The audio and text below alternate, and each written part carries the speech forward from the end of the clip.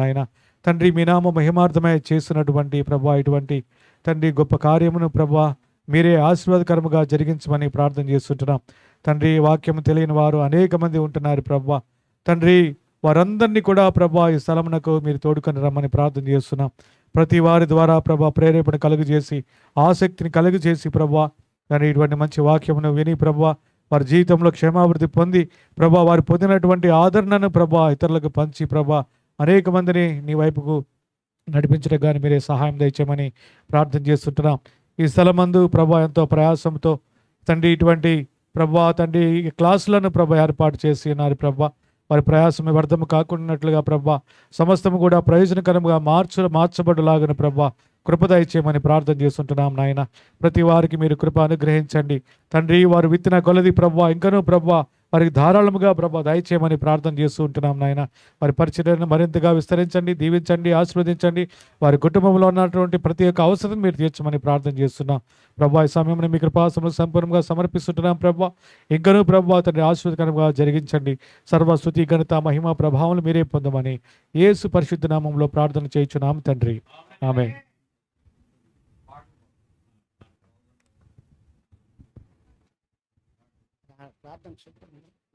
ప్రార్థన చాలా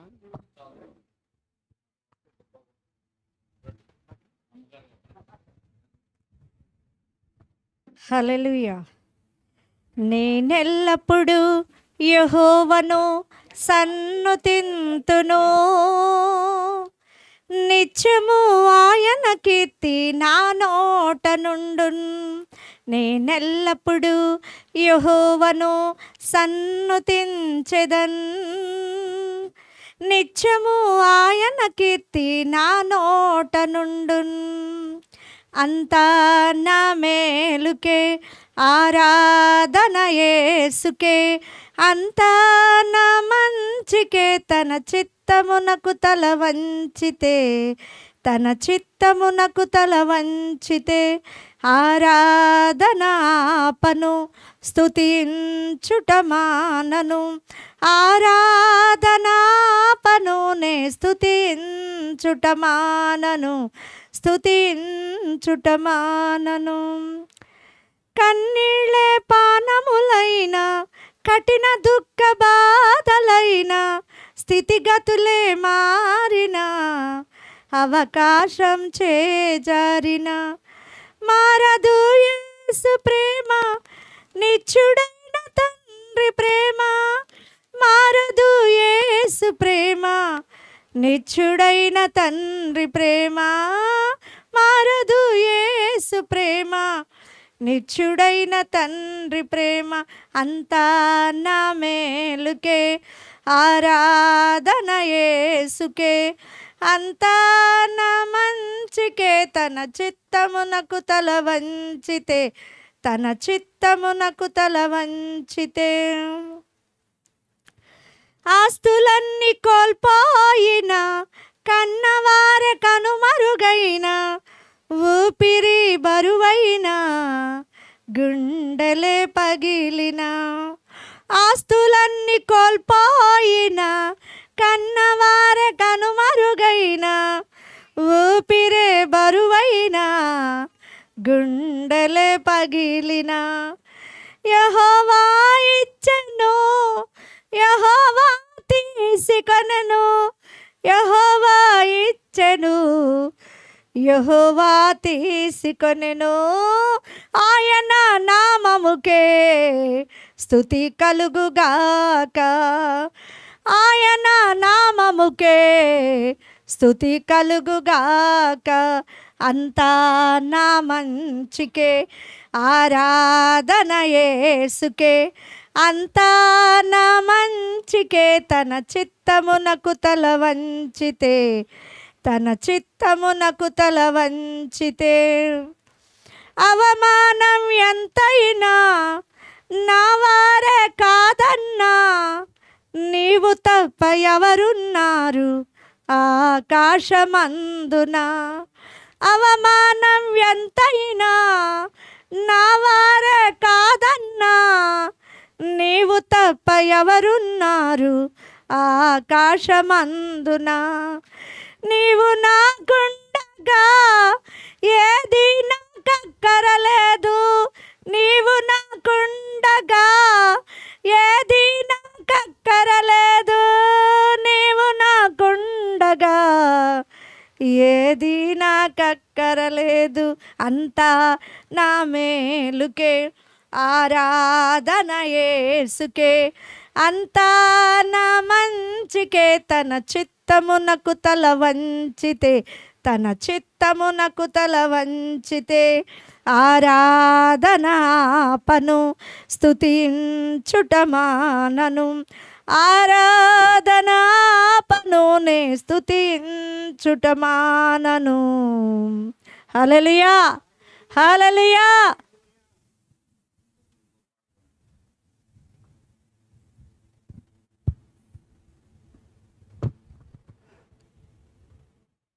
దేవునికి స్తుతి ఎల్లప్పుడూ, ఆయన పరిశుద్ధాలయము. దేవుని స్తుతించుడి ఎల్లప్పుడు, దేవుని స్తుతించుడి. ఆహా, దేవుని స్తుతించుడి ఎల్లప్పుడు, దేవుని స్తుతించుడి. ఆయన పరిశుద్ధ ఆలయమందు, ఆయన పరిశుద్ధ ఆలయమందు ఆయన ప్రభావమును, ఆయన ప్రభావమును ఎల్లప్పుడు దేవుని స్తుతించుడి. దేవుని స్తుతించుడి ఎల్లప్పుడు, దేవుని స్తుతించుడి. ఆయన బలమును ప్రసిద్ధు చేయు, ఆయన బలమును ప్రసిద్ధు చేయు. ఆకాశ విశాలమందు, ఆకాశ విశాలమందు ఎల్లప్పుడు దేవుని స్తుతించుడి. దేవుని స్తుతించుడి ఎల్లప్పుడు, దేవుని స్తుతించుడి. ఆయన పరక్రమ కార్యము పాటి, ఆయన పరక్రమ కార్యము పాటి ఆయన ప్రభావమును, ఆయన ప్రభావమును ఎల్లప్పుడు దేవుని స్తుతించుడి. దేవుని స్తుతించుడి ఎల్లప్పుడు, దేవు స్తుతించుడి. బూరా ధ్వనితో ఆయన స్తుతించుడి, బూరా ధ్వనితో ఆయన స్తుతించుడి. ఆయన ప్రభావమును, ఆయన ప్రభావమును ఎల్లప్పుడు దేవుని స్తుతించుడి. దేవుని స్తుతించుడి ఎల్లప్పుడు, దేవుని స్తుతించుడి. సానాతాం తులసి తారతోను, సానాతాం తులసి తారతోను చక్కని స్వరములతో, చక్కని స్వరములతో ఎల్లప్పుడు దేవుని స్తుతించుడి. దేవుని స్తుతించుడి ఎల్లప్పుడు, దేవుని స్తుతించుడి. బూరాధ్వనుతో, బూరాధ్వనితో ఆయన స్తుతించుడి. స్వరమండలములతో,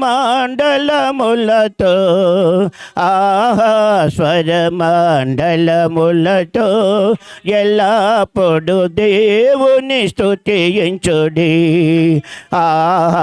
దేవుని స్తుతించుడి ఎల్లప్పుడు, దేవుని స్తుతించుడి.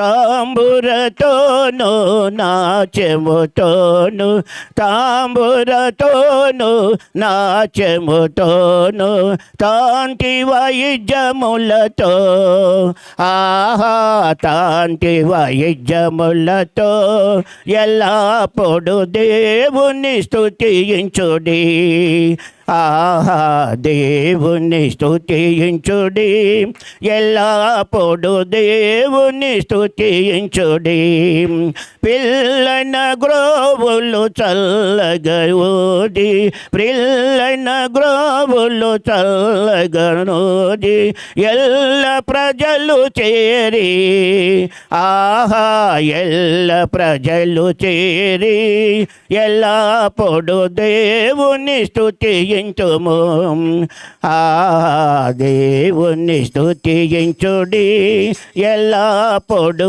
దేవుని స్తుతించుడి మ్రోగు తలములతో ఆయన స్తుతించుడి మ్రోగు తలములతో ఆయన స్తుతించుడి గంభీర తాళముతో ఆహా గంభీర తాళముతో ఎల్లప్పుడు దేవుని స్తుతించుడి ఆహా దేవుని స్తుతించుడి ఎల్లప్పుడు దేవుని స్తుతించుడి సకల ప్రాణులు యెహోవా స్తుతించుడి సకల ప్రాణులు యెహోవా స్తుతించుడి హల్లెలూయా ఆమేన్ ఆహా హల్లెలూయా ఆమేన్ ఎల్లప్పుడు దేవుని స్తుతించుడి ఆహా దేవుని స్తుతించుడి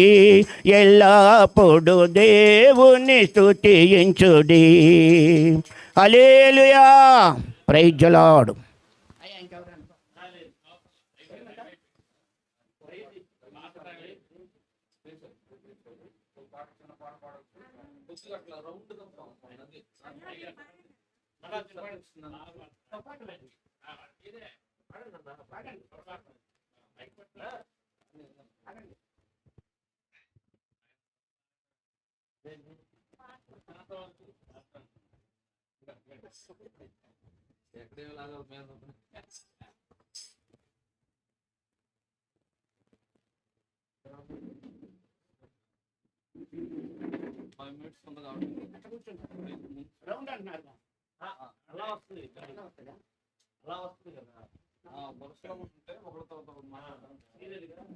ఓ నాదు యేసు రాజా నిన్ను నేను తించెదను ఓ నాదు యేసు రాజా నిన్ను నేను తించెదను నీ నామమును సదా నే సన్నుతించు చుందును నీ నామమును సదా నే సన్నుతించు చుందును ఓ నాదు యేసు రాజా నిన్ను నేను తించెదను ఓ నాదు యేసు రాజా నిన్ను నేను తించెదను అనుదినము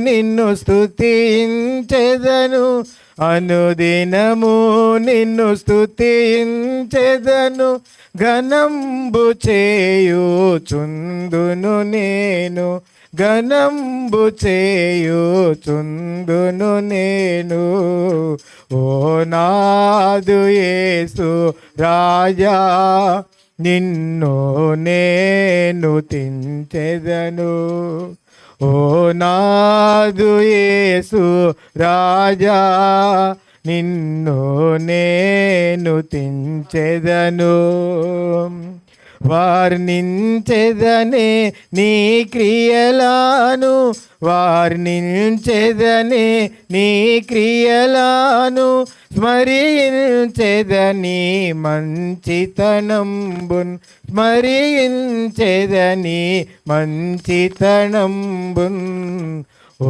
నాదు యేసు రాజా నిన్ను నేను తించెదను. ఓ నాదు యేసు రాజా నిన్ను నేను తించెదను.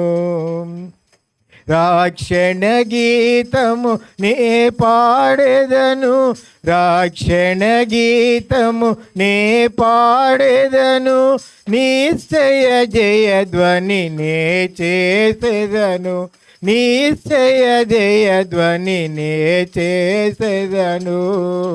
ఓ నాదు యేసు రాజా నిన్ను నేను తించెదను. ఓ నాదు యేసు రాజా నిన్ను నేను తించెదను. విజయా గీతము వినిపించెదను, విజయా గీతము వినిపించెదను, భజించెద జీవితమంతయును, భజించెద జీవితమంతయును. ఓ నాదు యేసు నిన్ను నేను తించెదను. ఓ నాదు యేసు రాజా నిన్ను నేను తించెదను. నిరీక్షణ పూర్ణత కలిగి, నిరీక్షణ పూర్ణత కలిగి పరికించెదనా ప్రభురాకడను, పరికించెదనా ప్రభురాకడను. ఓ నాదు యేసు రాజా నిన్ను నేను తించెదను.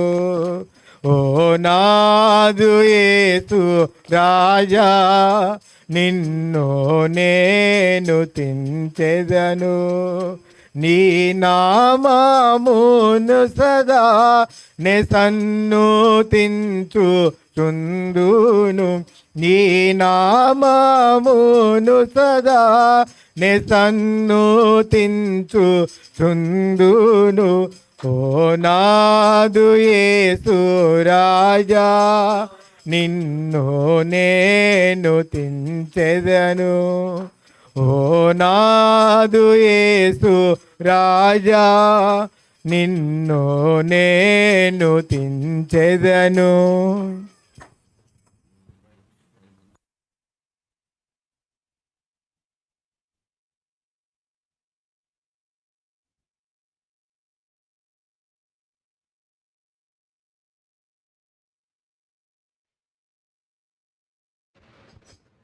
పరిశుద్ధుడైన తండ్రి, దయగలిగిన మా ప్రభువా, సర్వాధికారి, సర్వశక్తివంతుడా, ఇక మహిమను ఘనతను ప్రభావమును ఆరోపిస్తున్నాం.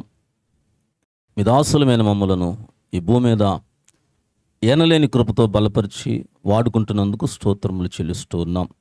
అదే సమయంలో మీ లేఖనాలు ఏం తెలియపరుస్తున్నాయో దాన్ని పరిపూర్ణంగా మేము తెలుసుకుని ఇతరులకు బోధించగలిగిన శక్తిని, సామర్థ్యమును మాకు అనుగ్రహిస్తున్నందుకు స్తోత్రములు చెల్లిస్తూ ఉన్నాం. అదే రీతిగా మీ దాసునికి మీరు ఇచ్చిన భారాన్ని బట్టి మిమ్మల్ని స్తుతిస్తున్నాం. ఎంచకాల దినాల్లో నిజమైన సేవకులను, వాక్యము పరిపూర్ణంగా ఎరిగిన సేవకులను సిద్ధపరచాలని నీ దాసుడు ఈ రీతిగా భారమైన నాయన ప్రభు బాధ్యత వహించి ఈ యొక్క బైబిల్ ధ్యానాన్ని, బైబిల్ కాలేజీని ప్రారంభించి ఉండగా అది మీ ఆలోచన అని మేము నమ్ముతున్నాము, స్తుతిస్తున్నాము, గణపరుస్తున్నాం. ఇటు ధన్యత మాకు ఇచ్చినందుకు మిమ్మల్ని స్తుతిస్తున్నాం. కూడొచ్చిన ప్రతి దాసుని దర్శించండి దినమందు, అలాగే దినమందు నీ దాసులు నిలబడి ఏ విషయాన్నైతే మాతో మాట్లాడుతున్నారో అది మీ మాటగా చేయమని వేడుకుంటున్నాము నాయన. ఇంకా అనేకులు రావాల్సిన వారు ఉన్నారు, వారందరినీ కూడా నాయన సకాలానికి మీరు నడిపించి ముందున్న సమయం అంతటినీ కూడా మీ పరిశుద్ధాత్మతో నడిపించమని ఘనుడైన యేసయ్య నామములో అడిగి వేడుకొని పొందుకున్నాము తండ్రి, ఆమేన్. రైట్, మన క్లాస్ ప్రారంభిద్దాం. అయితే ముందుగా కొన్ని ఏమంటారంటే ప్రిన్సిపల్స్, కొన్ని నియమాలు ఈ స్పెషల్ క్లాస్ అంటే ఇలా జరిగేటప్పుడు నెలకొకసారి డిస్కషన్ లాగా ఉంటుంది. దీంట్లో కొన్ని ప్రత్యేక నియమాలు ఏంటంటే అంటే తెలియపోతే తెలుస్తుంటే బాగుంటుంది, డిస్టర్బ్ కాకుండా. ఒక మెయిన్ టాపిక్ మీద డిస్కషన్ ఉంటుంది. ఇప్పుడు ఈరోజు టాపిక్ కూడా మొన్నే చెప్పాము. ఏంటది గుర్తుందా? ఎవరో కనపడి పదం అని వచ్చారు. ఏది త్రిత్వమ ఏకత్వమ, దేవుడు ఒక్కడా త్రిత్వమ అంటే అది దగ్గరగా 3 విధాలుగా వస్తుంది. యాక్చువల్గా 3 ప్రశ్నలుగా కూడా తీసుకోవచ్చు. దేవుడు ఒక్కడా, ఒక్కడ కాదు ముగ్గురా, లేదు ఒక్కడు ముగ్గురు రెండింటిని నమ్ముతున్నాను అనేదా.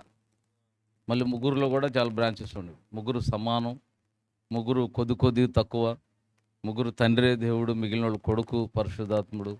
So there are some differences. మొన్న కొంతవరకు చెప్పినట్టున్నా. సో ఈరోజు అంటే ఇట్లా అంటే ప్రిన్సిపల్స్లో ప్రధానమైనది ఒక టాపిక్ ఉంటుంది. ఒక వారంకి ఒక టాపిక్, అంటే నెలకు ఒకసారి జరుగుతుంది ఇది.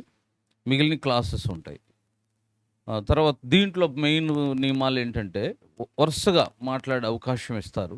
ఇట్లా రైట్ సైడ్ నుంచి వరుసగా. ఈరోజు అన్నోళ్ళకి కూడా చెప్పకుండా ఒక మాట చెప్పాలనుకుంటున్నా. అంటే ఉపాధ్యక్షులకి వీళ్ళిద్దరం పెడదాం అనుకుంటున్నా, అబ్రాహం అన్న డానియల్ అన్న. అంటే ఏం లేదు, ఫైనల్గా మీరు మాట్లాడినాక దాన్ని సమ్మరైజ్ వాళ్ళ అభిప్రాయంలో చెప్పడానికి వాళ్ళు ఉంటారు. ఫైనల్లో నా అభిప్రాయం చెబుతా. అయితే ఇక్కడ ఒకటి, ఎవరికి వాళ్ళకే సత్యం. కాబట్టి ప్రతి ఒక్కళ్ళు మీ అభిప్రాయంగా చెప్పండి. ఇక్కడ అందుకే 1-2 నియమాలు చెప్పాలనుకుంది. విషయం ఏంటంటే ఎప్పుడు కూడా మన అభిప్రాయం చెప్తూ ఎదుటి వారి అభిప్రాయాన్ని హర్ట్ చేయొద్దు. అట్లా ఇప్పుడు ముగ్గురని నమ్ముతున్నాను అనుకోండి, ముగ్గురు సమానంగా ఒకడని నమ్మేవాడిని వాళ్ళ గురించి మాట్లాడుతూ అంటే నేను ఆ అభిప్రాయం తప్పు అనుకుంటున్నాను అనొచ్చు, కానీ ఆ లింక్డ్కి మంట ఒకడంటారు. ఇట్లా అంటే ఎదుటి వాళ్ళ అభిప్రాయాన్ని గాయపరచు. Don't hurt others. ఇతరులను గాయపరచకుండా మీ అభిప్రాయం చెప్పండి, తప్పులేదు. తర్వాత గాయపరచకుండా చెప్పకపోయినా అభిప్రాయం చెప్తూ, అంటే నేను ఎక్కువ ఈ మధ్య కొద్దిగా డిస్టర్బ్ అవ్వడం కొన్ని గమనించింది. ఏమంటారు దాన్ని ఇంకో రకంగా, అంటే కొంత ఎగతాళిగా మాట్లాడినట్టు, అంటే హాస్యాస్పదంగా ఎదుటివారి అభిప్రాయాన్ని మాట్లాడడం కూడా కొంత, అంటే అగ్రెసివ్గా మాట్లాడకపోయినా హాస్యాస్పదంగా మాట్లాడడం కూడా ఇతరులకు గాయపరుస్తుంది. సో కాబట్టి మన అభిప్రాయం నేను ఇలా అనుకుంటున్నాను అనేది ఒకటి వాస్తవం. ఇది చాలా ప్రాముఖ్యం. ఇది మెయిన్ నియమం, గుర్తుపెట్టుకోండి. మన అభిప్రాయం మనం ఏం నమ్ముతున్నాం, ఏం విన్నాం, నేను ఇలా విన్నాను, ఇది నేను నమ్ముతున్నాను. తర్వాత ఇంకో ప్రాముఖ్యమైనది ఏంటంటే మనం ఏం చెప్తున్నా సాధ్యమైన కొలది ఒక బైబుల్ ఆధారం, 1-2 వచనాల ఆధారం చూపితే బాగుంటుంది. ఎందుకంటే మనకు బేస్ బైబుల్ కాబట్టి వాక్యం నుండి ఆధారం ఉండాలి. ఒకవేళ రెఫరెన్స్ గుర్తు లేకపోతే అది వేరే విషయం. అంటే అందరూ చెప్పగలుగుతారు అనుకోవట్లని, అందుకని పోనీ రెఫరెన్స్ గుర్తు లేకపోయినా అన్నట్టు వాక్యంలో ఇలా ఉంది అనేది వాక్య ఆధారంతో మీ అభిప్రాయాన్ని కోడ్ చేస్తే బాగుంటుంది అనేది అది మూలమైనదిగా. ఒకవేళ ఇన్కేస్ మీకు నిజంగా వాక్యం కూడా గుర్తు లేకపోతే నేను ఇలా నమ్ముతున్నాను కూడా చెప్పి డ్రాప్ చేస్తాను, అది వేరే విషయం. అవి కొంచెం ఇన్వాలిడ్, వాక్య ఆధారం లేని విషయాలు తీసుకోబడి. తర్వాత అదే టైంలో అంటే కొంతమందికి నెగిటివ్ థాట్ కూడా వస్తుంది. అంటే మేము చెప్పింది ఫైనల్ కాదు, మీరు చెప్పిందే ఫైనల్, నేను చెప్పింది కూడా ఫైనల్గా తీసుకోమంటాను. నేను కూడా what I studied, what I research, ఏం పరిశీలించాము, ఏం పరిశోధించాను, ఏం నేర్చుకున్నాను, నేను కూడా నా అభిప్రాయంగా చెప్తాను. ఇక్కడ ఎవరు అంటే లైవ్ కూడా రికార్డ్ అవుతుంది, మన బిహేవియరు, మన మాటలన్నీ అందరి రికార్డ్ అవుతాయి. సో అగ్రెసివ్గా ఇది మంచి ఉద్దేశంతో పెట్టి ఇక్కడ అందుకే చెప్తుంది, మాటలు ముందుగా చెప్తుంది కూడా. ఎందుకంటే ఈ కాలక్షేపం కొరగా మీరు కూడా టైం లేక ఏం ఊరకరు, అలా ఎవ్వరు తక్కువ వాళ్ళు కాదు. ప్రతి ఒక్కళ్ళకు వారి పరిచర్లు ఉన్నాయి. మరి కనీసం రెస్ట్ తీసుకోవచ్చు ఈ ఎండలో. ఇప్పుడు అందరూ కొంతమంది సొంత పనులకు వెళ్ళే వాళ్ళు కూడా ఉంటారు. సో ఎవరు ఖాళీగా లేరు, అందరూ సమయం కూడా విలువైంది. సో నేను కూడా ఊరికినే పెట్టట్లేదు.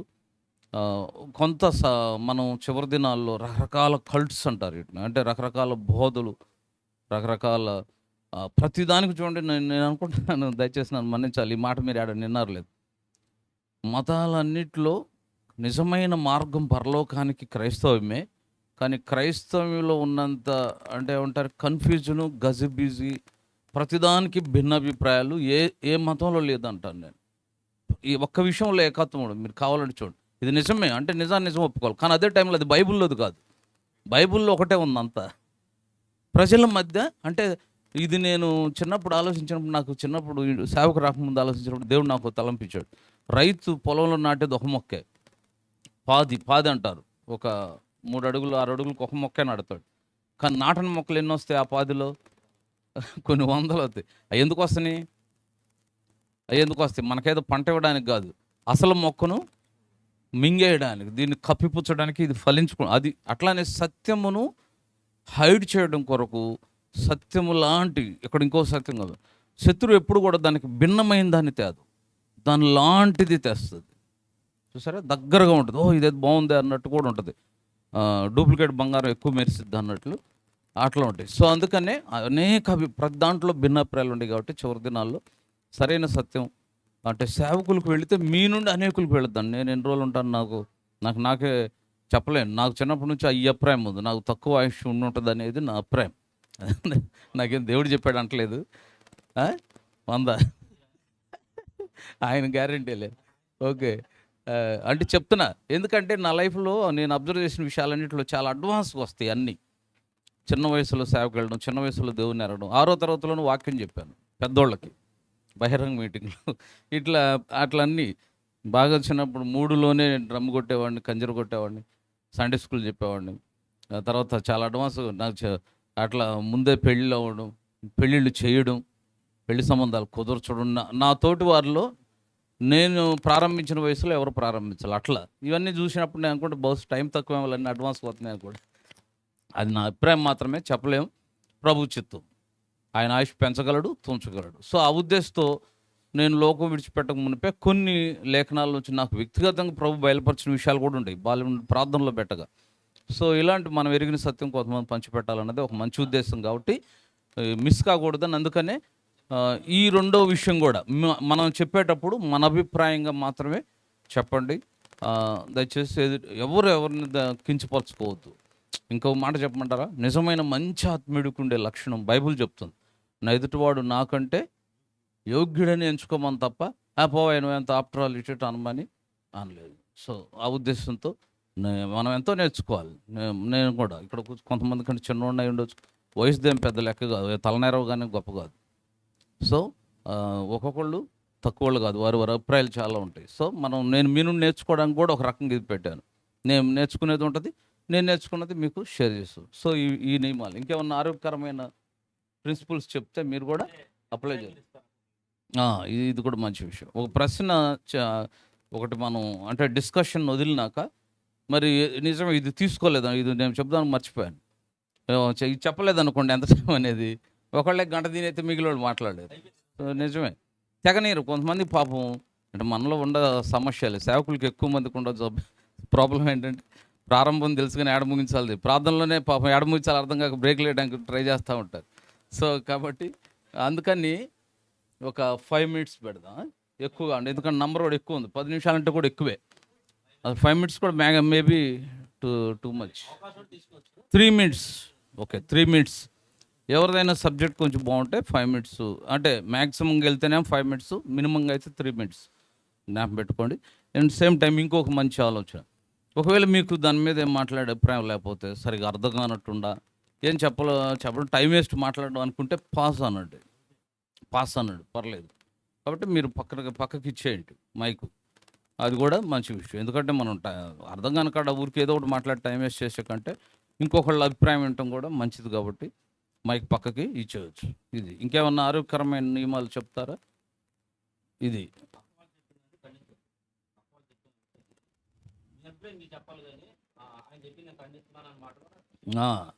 ఏదైనా అగ్రెసివ్గా కోపంగా, అదే చెప్పింది. అవును చాలు.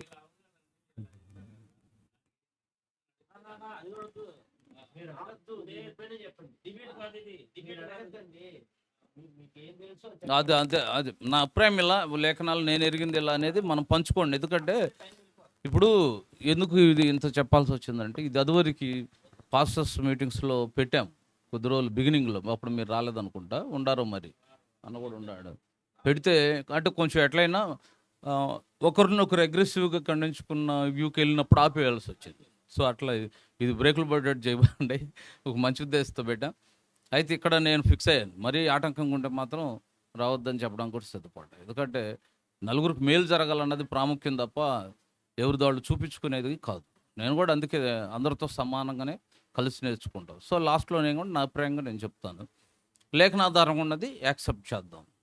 ఇది విషయాలు. So let start. మనం ఆ ప్రశ్న ఏంటంటే, దేవుడు ఒక్కడా అంటే, ఇది క్రైస్తవ సమాజంలో పెద్ద కన్ఫ్యూజన్గా కూడా ఉంది.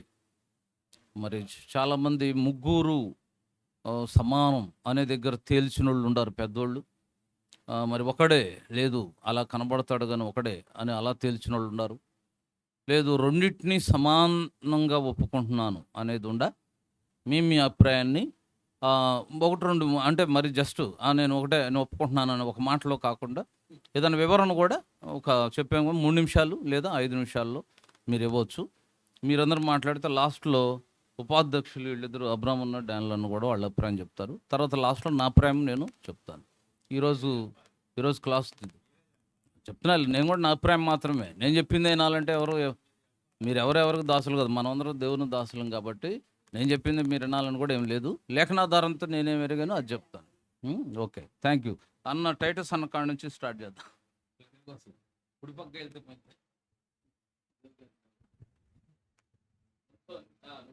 పర్లేదు, పెద్దోళ్ళు ఉన్నారు కూర్చోండి.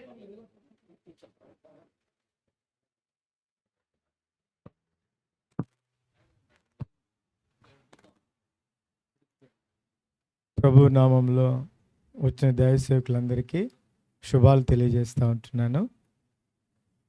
మీ అందరికన్నా కూడా నేను చిన్నవాడిని, అయితే నా అభిప్రాయం చెప్తాను. ఆయన త్రిత్వమై ఏకమై ఉన్న దేవుడని నేను నమ్ముతాను. ఇదే నా విశ్వాసం. ఎందుకంటే యోహాను సువార్త 17వ అధ్యాయంలో కూడా ప్రభువే చెప్తా వచ్చినాడు, నేను తండ్రితో ఏకమై ఉన్నలాగున వీరు కూడా ఏకమై ఉండాలని ప్రార్థన చేస్తాడు. అది యోహాను సువార్తలో బాగా చదివితే ఈ సత్యం అర్థమవుతుంది బాగా, ఈ త్రిత్వం గురించి. అందుకనే 8వ అధ్యాయంలో కూడా ఏమంటాడు, నన్ను పంపినవాడు నాకు తోడై ఉన్నాడు కాబట్టి నేను ఒంటరిగా లేను అనే మాట మాట్లాడతాడు. కాబట్టి ఈ సత్యాన్ని నేను నమ్మాను. రక్షించబడిన తర్వాత నుంచి కూడా నేర్పించబడ్డటువంటి సత్యం ఇదే. దీని మీదే నేను ముందుకు సాగుతున్నాను. ఇది ఎట్లాగైతే ఇంకొక మాట ఏంటంటే, మన భారతదేశంలో కూడా భిన్నత్వంలో ఏకత్వం అంటారు. అట్లాగే ఆయన త్రిత్వమై ఏకమై ఉన్న దేవుడు ఒక్కడే దేవుడు. ఆయన త్రిత్వమై ఉన్నాడు. ఆ ఉనికిని మన జ్ఞానము చేత మనం అర్థం చేసుకోలేకపోవచ్చు. దాన్ని ఎందుకంటే బయలుపరచబడ్డవి మనవి, బయలుపరచబడినవి దేవుని. కాబట్టి దాన్ని అర్థం చేసుకోవడంలో మన అభిప్రాయాలు వేరుగా ఉండొచ్చు, మన జ్ఞానం అందకపోవచ్చు. కానీ ఆయన త్రిత్వమై ఏకమై ఉన్న దేవుడు నేను నమ్ముతున్నాను. వాక్యంలో ఉన్నది అంత పరిజ్ఞానం నాకు లేకపోయినా నేర్పించబడ్డటువంటిది రక్షించబడే కారణమును బట్టి నేను నమ్మిన సత్యం ఇదే అని, ఇంకా ఏమన్నా విషయం ఉంటే తెలుసుకోవడానికి ఆసక్తి కలిగి ఉన్నాను. నేను ఏదైతే తెలుసుకున్నానో అది ఇతరులకు చెప్పడానికి ఇటువంటి విశ్వాసం నేను కలిగి ఉన్నాను.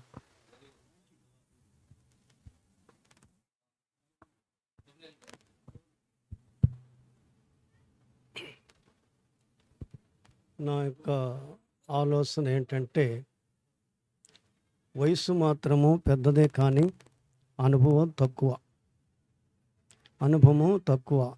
చదువు లేదు.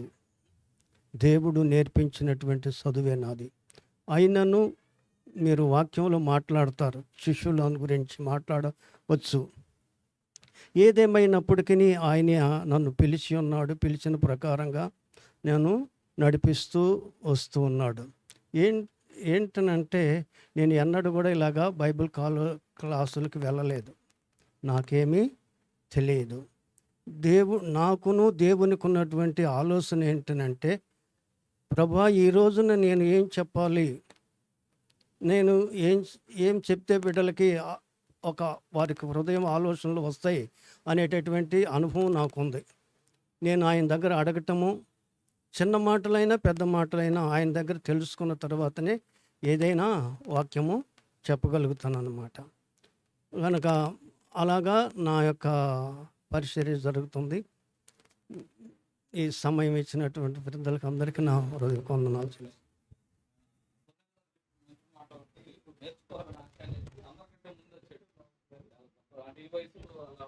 హల్లెలూయా. మంచిది.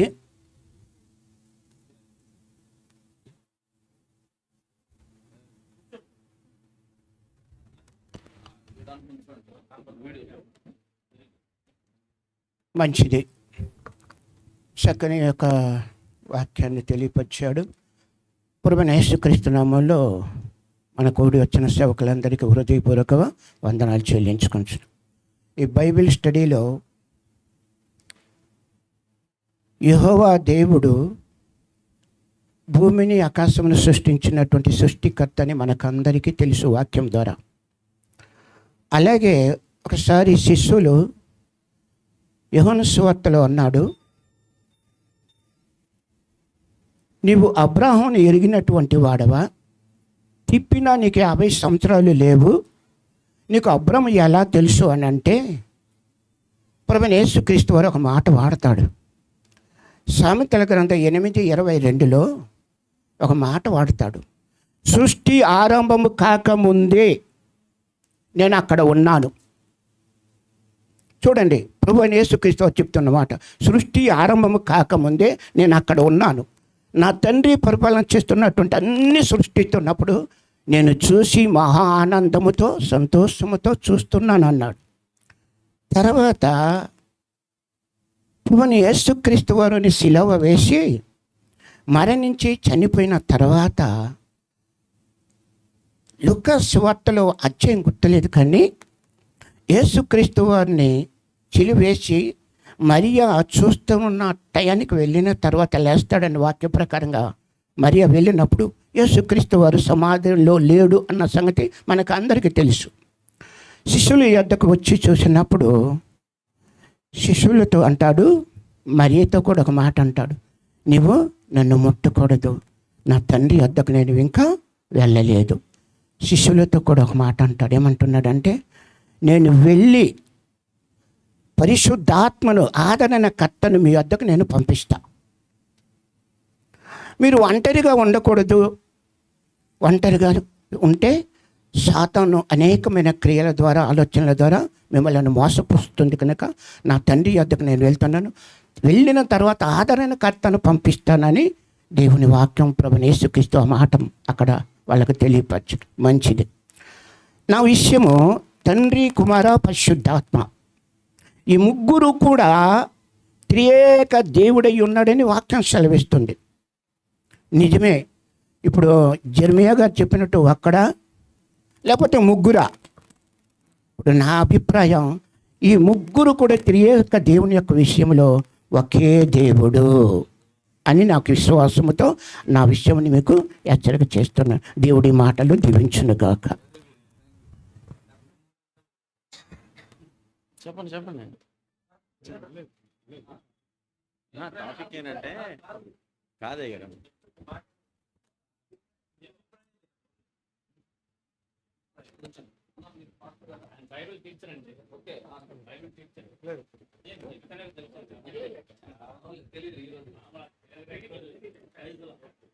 ప్రైజ్లో మీ అందరికి కూడా నా వందనాలు తెలియజేస్తున్నాను.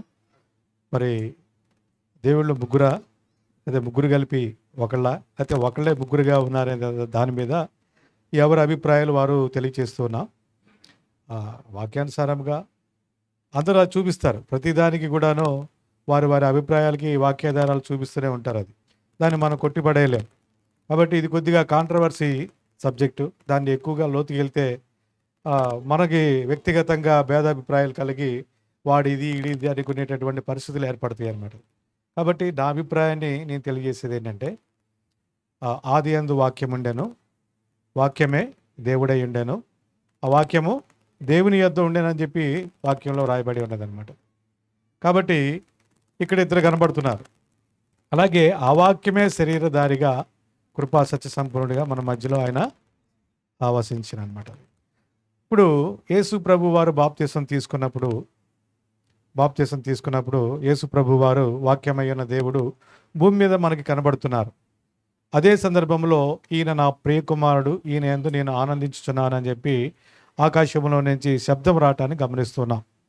అదే సమయంలో పరిశుద్ధాత్మ అనేది పావురం వలె దిగి రావటాన్ని మనం చూస్తూ ఉన్నాం. కాబట్టి ఒకే సిచ్యుయేషన్లో, ఒకే టైమింగ్లో ఇక్కడ ముగ్గురు కనబడుతూ ఉన్నారనమాట. అయితే ముగ్గురు వేరు వేరా అంటే ముగ్గురు వేరు వేరు కాదు, కానీ ఆ ముగ్గురిని కలిపే ఒక దేవుడిగా మనము చెప్తూ ఉంటాం. హీబ్రూలో ఎలోహిం అని ఉంటుంది అనమాట. అది ఎలోహిం అనేది బహువచనం యాక్చువల్గా. అంటే అందులో దేవుడు అనేది ఒకడే, కానీ అందులో ముగ్గురు ఉన్నారు. ముగ్గురు భిన్నముగా, వారు సమానులే ముగ్గురు కూడాను. అంటే ఒకళ్ళు ఎక్కువ ఒకళ్ళు తక్కువ అనేది కాదు, ముగ్గురు సమానులే. ఆయన లేకుండా ఈయన లేడు, ఈయన లేకుండా ఆయన లేడు, ముగ్గురు ఉంటేనే దేవుడు అనమాట. అంటే నేను దీన్ని వివరించడానికి జనరల్గా ఏం చెప్తానంటే, ఒక కోడి తీసుకున్నాం అనుకోండి, తర్వాత ఒక మేకను తీసుకున్నాం. ఆ కోడి తల తీసేసాం, అలాగే కోడి కాళ్ళు తీసేసాం, మేకకి తలకాయ తీసేసాం, మేక కాళ్ళు తీసేసాం. నేనేం చేశానంటే ఒక సంచిలో వేసి ఒక అతన్ని రమ్మని చెప్పి, నువ్వు చేయి పెట్టి ఇదేంటిదో చెప్పమని చెప్పి అన్నాను. అతను చూసినప్పుడు ఏమన్నాడంటే, సన్నగా పొడుగ్గా ఉన్నాయి. ఏం చెప్తారు మీరు చెప్పండి జనరల్గా? కాళ్ళు అంటాం. దేని కాళ్ళు? ఇక్కడ 2 రకాలు ఉన్నాయి. చిన్నగా ఉంటే కోడి కాళ్ళు అంటాం, ఇక్కడ పెద్దగా ఉన్నాయి కాబట్టి మేక కాళ్ళు అన్నాం. తర్వాత మళ్ళీ ఇంకోటి చేయబట్టి తీయమన్నాను. తీయమంటే ఓ పెద్దగా తగిలిందనమాట. అది తగలగానే ఇదేంటిదని అడిగా. శరీరం అన్నాడు. మరి 2 రకాల శరీరాలు ఉన్నాయి కదా అక్కడ, ఏం శరీరం అని అడిగాను. అడిగితే ఏమన్నాడంటే, ఇది మేక శరీరం అన్నాడు. ఇక్కడేమో మేక కాళ్ళు, ఇక్కడ మేక శరీరము. ఇంకో దాన్ని తీశాను, దాని చిన్న చిన్న కొమ్ములు ఉన్నాయి, ఇదేంటిది అన్నాను. వెంటనే ఏం చెప్పాడంటే, మేక తలకాయ అన్నాడు. అంటే ఇప్పుడు ఎన్ని మేకలు ఉన్నాయి ఇందుట్లో? మేక తలకాయ, మేక బాడీ, మేక కాళ్ళు. అంటే ఇప్పుడు 3 మేకలు ఉన్నాయా? 3 మేకలే. ఆ మూడింటిని కలిపేస్తే ఒకటే.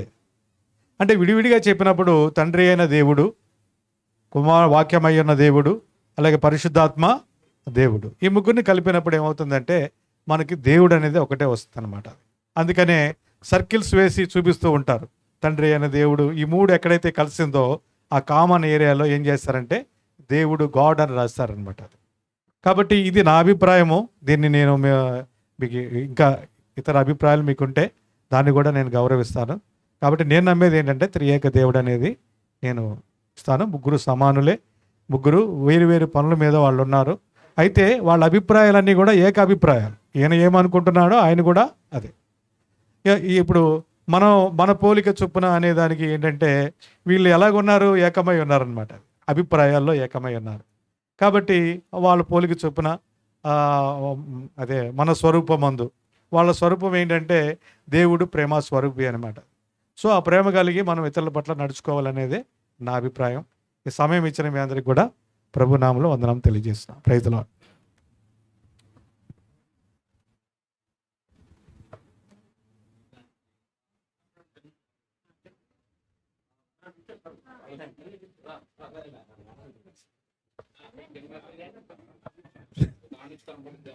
Praise Lord. హల్లెలూయా.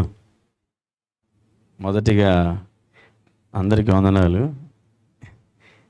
పెద్దల మధ్య నిలబడుతుంటే కొద్దిగా భయంగా ఉంది మొదట. ఎందుకనంటే చిన్న మాట మాట్లాడి కొద్దిగా సబ్జెక్ట్లోకి వెళ్ళిపోతాను. నేను యాక్చువల్గా సేవకుని కాదండి, సేవ కోసం ప్రిపేర్ అవుతున్నాను. అంటే దేవుని యొక్క పిలుపుని కలిగి నేను నడిపించబడుతున్నాను, దేవుని ఎదుట భక్తి చేస్తూ. అయితే ఒక ప్రాంతాన్ని దేవుడు చూపిస్తే ఆ ప్రాంతానికి వెళ్ళిపోవాలని ఒక ఆశ కలిగి ఉన్నాను. అయితే అందుకనే నేను ఇంకా సేవకుని కాదు, ఒక బైబిల్ కాలేజీలో అన్న ద్వారా నేను జాయిన్ అయ్యాను అనమాట. హల్లెలూయా. మంచిది. ఈ సబ్జెక్టు చెప్పారు కదా, ఆయన ఒక్కడా లేదా ముగ్గురా, లేతే ముగ్గురు కూడా ఒకడై ఉన్నాడా అని ఈ సందర్భాన్ని ఎత్తారు. కాబట్టి చిన్న వాక్య విషయాన్ని నేను మాట్లాడతాను. ఒక 5 minutes టైం తీసుకుంటాను అంతే. యెషయా గ్రంథము 42వ అధ్యాయము 22వ వచనం చదవండి ఒకసారి, లేకపోతే నేనే చదివేస్తాను. లేకపోతే 42 21.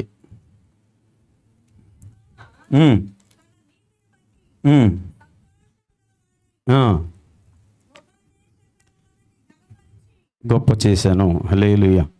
అక్కడ ఏం రాయబడిందని అంటే, యెహోవా తన నీతిని బట్టి సంతోషం గలవాడే ఉపదేశ క్రమాన్ని ఒకటి ఘనపరిచి గొప్ప చేశాడన్నమాట అక్కడ రాయబడింది. ఇప్పుడు తండ్రిగా ఆయన ఎలా ఉన్నాడో, కుమారుడిగా ఎలా వచ్చాడో, పరిశుద్ధాత్మగా ఆయన ఎలా వచ్చాడో ఆ సందర్భాన్ని నేను మాట్లాడుకుంటున్నాను. ఇక్కడ యేసుక్రీస్తు రావడానికి గల కారణం ఏంటో అక్కడ చెప్పబడింది. ఏంటనంటే, తండ్రి తన నీతిని బట్టి చూసుకొని సంతోషిస్తూ ఒక ఉపదేశ క్రమాన్ని బయటకు తీసి దాన్ని ఘనపరిచి గొప్ప చేశాడని రాయబడింది. ఈ ఉపదేశాన్ని ఆయన ఎక్కడ పంపించడం చూస్తే యెషయా గ్రంథం 51వ అధ్యాయంలో 4వ వచనంలో తేటగా రాయబడింది.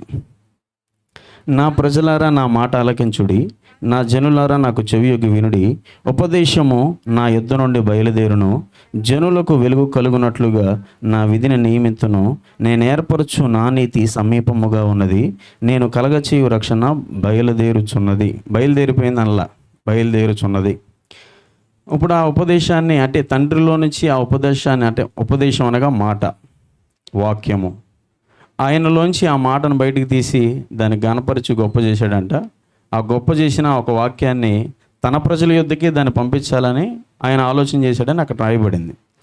అందుకనే ఇక్కడి నుంచి మనం యోహాను సువార్తలో ఎప్పుడు మన నోటైన మాట ఏంటంటే, ఆది యందు వాక్యం ఉండెను, వాక్యము దేవుని యొద్ద ఉండెను, ఆ వాక్యమే దేవుడై ఉండెను అని రాయబడింది. 14వ వచనంలో ఆ వాక్యమే శరీరధారి అయి కృపాసత్య సంపన్నుడిగా మన మధ్య నివసించుచున్నదని లేఖనం రాయబడింది. అంటే ఆయనే తనలో నుంచి ఒక మాటను తీసి ఒక మాటకి ఒక శరీరాన్ని ధరింపజేసి ఈ లోకానికి పంపించినట్టుగా లేఖనం సాక్ష్యం ఇస్తుంది. యేసుక్రీస్తు ఇప్పుడు ఎవరంటే దేవుని మాట. ఇప్పుడు ఈయన ఏమంటాడంటే మళ్ళీ యోహాను సువార్తలో, ఇదిగో నేను మీకు సత్యం చెప్పుచున్నాను, అబద్ధం ఆడలేదు, నేను వెళ్ళుట మీకు మంచిది, అప్పుడు మీకు ఆదరణకర్తను మీ కొరకు ఆయన పంపిస్తారని చెప్పని ఏవైతే ఆయన తండ్రి చేసిన ఆ వాగ్దానం గురించి ఆయన మాట్లాడాడో లూకాసు వార్తలో కూడా, ఆ వాగ్దానాన్ని బట్టి పరిశుద్ధాత్మ కూడా ఈ లోకానికి దిగి రావడం అనేది జరిగింది. అంటే ఇప్పుడు నా ఒక ఆలోచన ఏంటంటే, నేను కలిగి ఉన్న విశ్వాసం ఏంటంటే, ఆయనే వాక్యాన్ని కలిగి వాక్యముగా మార్చబడి ఆ వాక్యమైన ఆయన ఒక శరీరాన్ని ధరించుకొని ఆయనే మరలా ఆత్మస్వరూపిగా ప్రతి ఒక్కరిలోకి దిగి వచ్చారని, ఇప్పుడు ప్రజెంట్ పరిశుద్ధాత్మ దేవుడు యొక్క భూమి మీద సంచారం చేస్తూ ప్రతి మనిషిని ప్రాణాత్మదేహ శరీరాలని పరిశుద్ధపరుస్తున్నాడని తెస్సలోనిక పత్రికలో రాయబడింది. సమాధానకర్తయగు దేవుడే సంపూర్ణముగా మీ ప్రాణమును ఆత్మను జీవమును సంపూర్ణంగా పరిశుద్ధపరిచి తన రాకుడుకు ఆయుత్తుపరిచినట్లుగా అక్కడ రాయబడింది. నేను కలిగి ఉన్న విశ్వాసం ఏంటంటే, ఆయనే శరీరాన్ని ధరించుకున్నాడని, ఆయనే మరలా దిగి వచ్చి మనుషులో నివాసం చేస్తున్నాడు అనేది ఒక విశ్వాసాన్ని, ఏది ఏమైనా ఆయన ఒక్కడే ఉన్నాడనే ఒక సందర్భాన్ని, ఒక విశ్వాసాన్ని కలిగి ఉన్నాను. అందరికీ వందనాలు.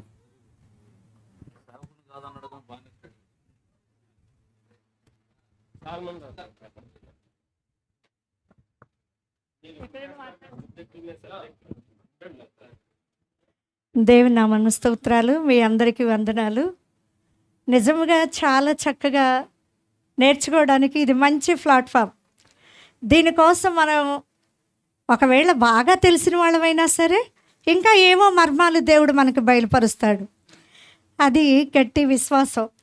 అయితే దేవుని బిడ్డలారా, నాకు కలిగిన ఆలోచన, నేను చదువుతున్న తీరులో నాకు కూడా నేను అనుకున్నది ఏమిటంటే, ఆనాడు తండ్రి మేఘాలు కమ్ముకొని మరి ఆనాడు పితరులైన మన తండ్రితో ఆయన మాట్లాడి ఉన్నారు. ఆదాము కానీ, మోషే గారు కానీ, అబ్రహాం గారు కానీ మాట్లాడారు.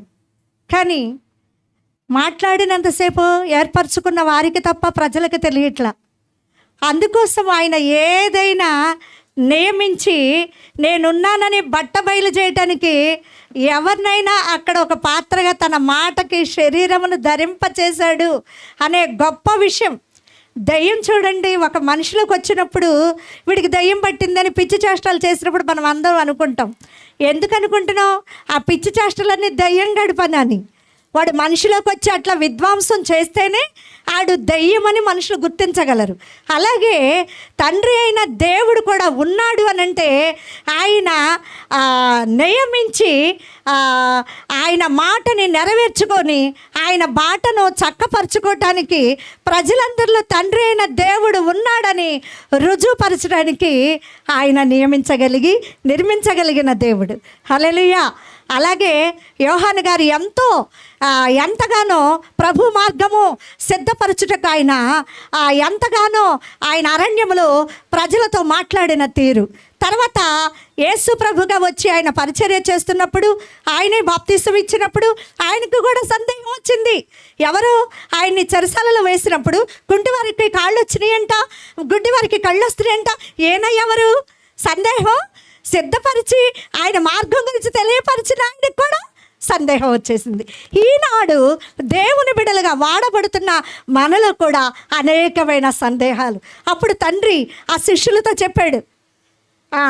మరి ఆనాడు కూడా యోహాను గారికి ఎలాగైతే చెప్పి పంపించాడో తన పక్కనున్న శిష్యులు కూడా, అరే పరలోకంలో ఏలియా మన మధ్య ఉన్నాడు, వాళ్ళు మన మధ్య ఉన్నాడు, అయ్యా మనం ఇక్కడ ఉండిపోదామా? హల్లెలూయా. తండ్రి ఎలాగుంటాడో చెప్పండి అని అంటే, ఏమయ్యా మీ పక్కనే ఉన్నవాడిని కూడా గుర్తించలేకపోతున్నారా? ఇదొక్కట చాలండి రుజువు, ఏకత్వంలో సమస్తం జరుగుతున్నాయి అని. హల్లెలూయా. ఈ అవకాశం ఇచ్చిన దేవుని బిడ్డలకి థ్యాంక్ యూ. హల్లెలూయా. దేవుడి స్తోత్రం. చిన్నదే ఉంది, నేను దేవుడి స్తోత్రం. సరే, మనం ఫైనల్లో ఒక మాట చూద్దాం. చదవండి మత్తయి సువార్త 28వ అధ్యాయం. మరి శిష్యులకి చెబుతున్నాడు, బోధ చేసి ఒక విధానం ఎలా చేయాలి, ఏం చేయాలి, ఎలాగ ఇవ్వాలని. 28వ అధ్యాయం 19వ వచనం కానీ చదవండి. చూడండి, ఇక్కడ చూసేపాటికి యేసు ప్రభు వారు బాగండి ఇక్కడ శిష్యులందరికీ చెప్తున్నాడు, 12 మంది. కాబట్టి మీరు వెళ్ళి సమస్త జనులను ఏమన్నాడండి? సమస్త జనులను శిష్యులుగా చేయండి అని యేసుప్రభు వారు చెబుతున్నాడు శిష్యులకి, 12 మందికి. బాగానండి ఇక్కడ తండ్రి యొక్కయు కుమారుడి యొక్కయు పరిశుద్ధాత్మ యొక్కయు నామములోనికి బాప్తిసం ఇచ్చుచు నేను మీకు ఏ సంగతులు ఆజ్ఞాపించానో వాటన్నిటినీ గైకొనాలని వారికి బోధించాను. దేవుడి స్తోత్రం. యేసు ప్రభువు వారు చెప్పినట్లా కూడా ఎవరు కూడా చేయలే, శిష్యులు కూడా చేయలే. బాప్తిసం ఏమన్నాడు? తండ్రి యొక్క, కుమారి యొక్క, పరిశుద్ధాత్మ యొక్క నామములో అన్నారు. ఆ నామంలో ఇవ్వాల, పేతురు గారు కూడా ఇవ్వాల, ఎవరు కూడా ఆ నామంలో ఇవ్వాల. అంటే యేసు ప్రభువు వారి మాట కూడా జవదాటాడు అని మనం అనుకుంటాం. ఎందుకంటే ఇక్కడ అపోస్తలుల కార్యం 2వ అధ్యాయం 38వ వచనంలో చూసినట్లయితే ఒక మాటే ఇక్కడ అంటాడు, పేతురు మీరు మారు మనసు పొంది పాప క్షమాపణ నిమిత్తం ప్రతివాడు యేసుక్రీస్తు నామమున బాప్తిసము ఇవ్వమని అక్కడ చెప్తున్నాడు. ఇక్కడ యేసుప్రభువు వారు చెప్పిన మాట ఎవరు కూడా పాటించాల. తండ్రి యొక్కయు, కుమారి యొక్కయు, పరిశుద్ధాత్మ యొక్క నామములో అని ఇక్కడ యేసుప్రభువు వారు చెప్పాడు. ఈ మాట శిష్యులు ఎవరు కూడా పాటించలేదు. ఆ నామమున ఎవరు ఇచ్చినట్లు కూడా కనపడలా యేసుప్రభువు వారి మాట. అంటే యేసుప్రభువు వారి మాట విన్నట్ట అందరూ? విననట్ట? చెప్పండి. విన్నట్టు కాదు. ఎందుకంటే ఇక్కడ ఎవరు కూడా వినలా. యేసుప్రభువు వారు ఫైనల్లో చెప్పిన మాట శిష్యులు కూడా ఎవరు కూడా ఆ మాట అనేది ఎవరు కూడా వినకుండా ఎవరికి ఇష్టం వచ్చినట్టు వాళ్ళు బాప్తిసం ఇచ్చుకుంటూ పోయారు. అందుకోసం పేతురే దీనికి ఎగ్జాంపుల్గా పేతురే చెప్తున్నాడు. ఏమన్నాడు? పరిశుద్ధాత్మ ఆయన మీదకి రావాలంటే ఎలాగంట? యేసుక్రీస్తు నామమున బాప్తిసం పొంది అప్పుడు మీరు పరిశుద్ధాత్మ అనే వరాన్ని పొందుదురు, లేకపోతే పరిశుద్ధాత్మ మీ మీదకి రాదు. దేవుడి స్తోత్రం. ఈ పరిశుద్ధాత్మ రావాలంటే ఆ నామంలో పొందాలి అని ఇక్కడ పేతురు గారు చెప్తున్నాడు. ఇక్కడ చూసేవాడికి అంతా అవకతవకలకు ఉంది. ఈ సబ్జెక్ట్ తీసుకుంటే అవకతవకలు. ఎందుకంటే చాలామంది కూడా చెప్పలేరు. వాళ్ళు చెప్పారనుకోండి వాళ్ళు బాధపడతారు. ఈ సబ్జెక్ట్ చాలా గొప్పది, ఇది చెప్పాలని చాలా ఉంది. ఇది అందుకోసం ఏంటంటే యేసు ప్రభువు వారు చెప్పిన మాటల ప్రకారంగా ఎవరు ఇవ్వలేదు కాబట్టి మనందరం కూడా మరి మనం ఆలోచించి మరి నడుచుకోవాలని చెప్తూ నా మాటలు నేను ముగిస్తున్నా. దేవుడి స్తోత్రం. హల్లెలూయా.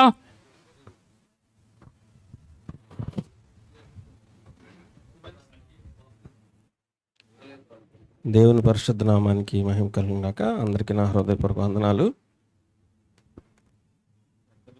అనుభవం కలిగిన వాళ్ళు చాలా చక్కగా వివరిస్తూ వచ్చారు. సరే, నేను కూడా నాకు తెలిసిన అభిప్రాయాన్ని పంచుకుంటాను, అవకాశం ఇచ్చారు కనుక. అది 1 తిమోతికి రాసిన పత్రిక 15-16 వాక్యాలు ఒకసారి చదువుకుందాం. 1 తిమోతికి రాసిన పత్రిక 6వ అధ్యాయం 15-16 వాక్యాలు నేను చదువుతాను.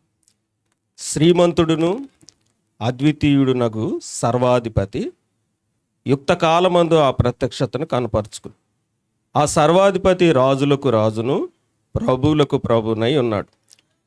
సమీపించరాని తేజస్సులో ఆయన మాత్రమే నివసించు అమరత్వం కలిగేవాడై ఉన్నాడు. మనుషులలో ఎవడను ఆయనను చూడలేదు. ఈ త్రిత్వాన్ని గురించిన అంశం వచ్చినప్పుడు చాలా రకాల భిన్నాభిప్రాయాలు వచ్చి మనుషుల్లో కలవరాన్ని కలగజేస్తూ ఉన్నాయి. ఒకళ్ళు తండ్రి మాత్రమే దేవుడు అంటారు, ఒకళ్ళు యేసు ప్రభు మాత్రమే దేవుడు అంటారు. అసలు ఇప్పుడు పరిశుద్ధాత్మ కాలం కాబట్టి తండ్రి కుమారుడు ఇద్దరు లేరు, ఆయనే ఉన్నారంటారు. ఇంకా కొంతమంది ముందుకెళ్ళి తండ్రికి భార్య ఉంది, వాళ్ళిద్దరికి యేసు ప్రభు పుట్టాడు, ఆ పరలోకంలో ఉన్న తల్లి ఉంది మనకి అని ఇట్లాగా రకరకాల భిన్న అభిప్రాయాలు మనుషుల్లో ఉన్నాయి. సరే, ఏదేమైనా ఇక్కడ చెప్పబడిన వాక్యంలో ఏమైనా ఉందంటే, ఆయన సమీపింపరాని తేజస్సులో నివసించువాడు, ఎవరు ఆయనను చూడలేరు. సమీపించరాని తేజస్సులో ఉన్న ఆయన దగ్గరికి వెళ్ళి ఆయన నీ పేరేంటి, నువ్వు తండ్రివా కుమారుడువా యేసుప్రభువా యెహోవావా అని ఆయన అడగటానికి ఎవరికి అది అవకాశం లేదు. అయితే కొంత వ్యాఖ్యానం నేను ధ్యానం గమనించిన దాన్ని బట్టి, సమీపించరాని తేజస్సులో దేవుడు ఉన్నాడు, అక్కడ ఆయనకి పేరేం లేదు. సమీపించరాని తేజస్సులో అమరత్వం కలిగిన వాడై ఉన్నాడు, అంతే. అబ్రహాంకి నేను సర్వశక్తి కలిగిన దేవుడిని అని ప్రత్యక్షపరుచుకున్నట్టు, మోషేకి నేను ఉన్నవాడను అనువాడను అని ప్రత్యక్షపరుచుకున్నట్లు, నూతన నిబంధనలోకి వచ్చేసరికి ఆయన తండ్రిగా ప్రత్యక్షపరుచుకున్నాడు. అమరత్వం కలిగిన దేవుడు తనను తాను తగ్గించుకుని తండ్రిగా ప్రత్యక్షపరుచుకున్నాడు, తనను తాను తగ్గించుకుని కుమారుడిగా ప్రత్యక్షపరుచుకున్నాడు, తనను తాను తగ్గించుకుని పరిశుద్ధాత్ముడిగా మన మధ్యలో ఉన్నాడు. సో చాలా వాక్యాలు దానికి ఆధారంగా ఉన్నాయి. ఆయన బలవంతుడగు దేవుడు, నిత్యుడగు తండ్రి అని ఆయనకు పేరు. యెషయా గ్రంథం అది ఇక తిరుగులేని మూలం.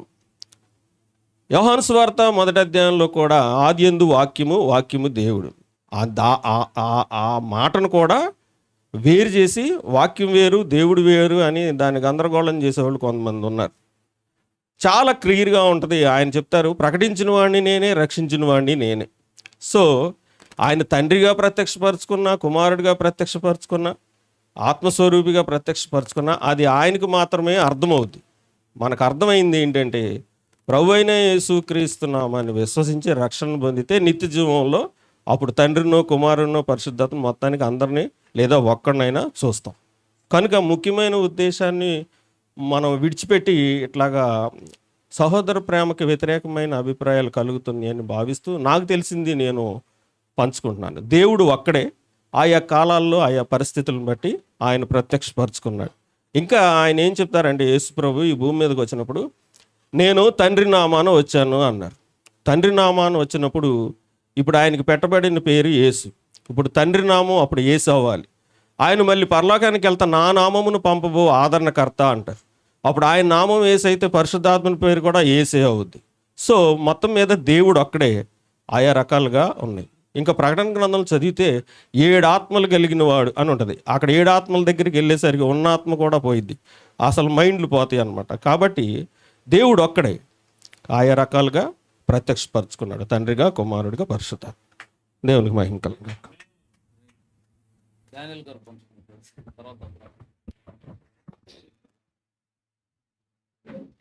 మంచిది. మరి ఇప్పటి వరకు చాలా విషయాలు చెప్పారు.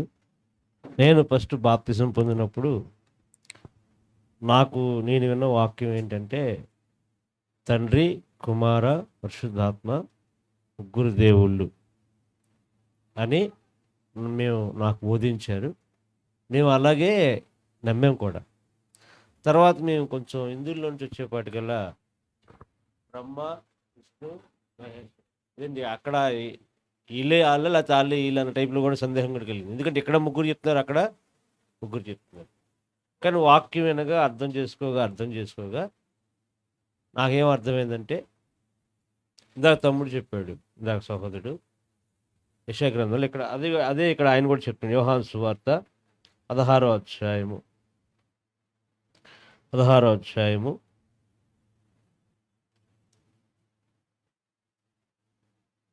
వచనం.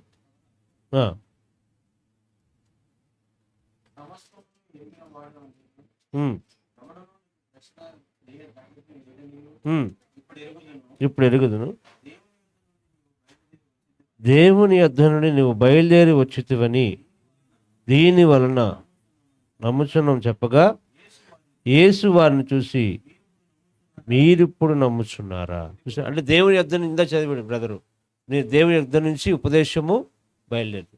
ఇప్పుడు వాళ్ళు కూడా శిష్యులు కూడా అందుకనే దేవుడు తండ్రి అయిన దేవుడు ఎలా ఉంటాడంటే, ఆయన యేసుప్రభు అంటాడు, ఆయన నేను ఏకమై ఉన్న మీరు ఎరగరా అంటే, లోకం ఎరగలేదు, కనీసం నాతో పాటు తిరుగుతున్న మీరు ఎరగలేదా అని. అందుకని ఇప్పుడు వాళ్ళు ఏం చెప్తున్నారంటే, నిజంగా నువ్వు దేవుని దగ్గర నుంచి బయలుదేరేవని మేము నమ్ముచున్నాం. అంటే మీరు నమ్ముచున్నారంటే నమ్ముచున్నాం.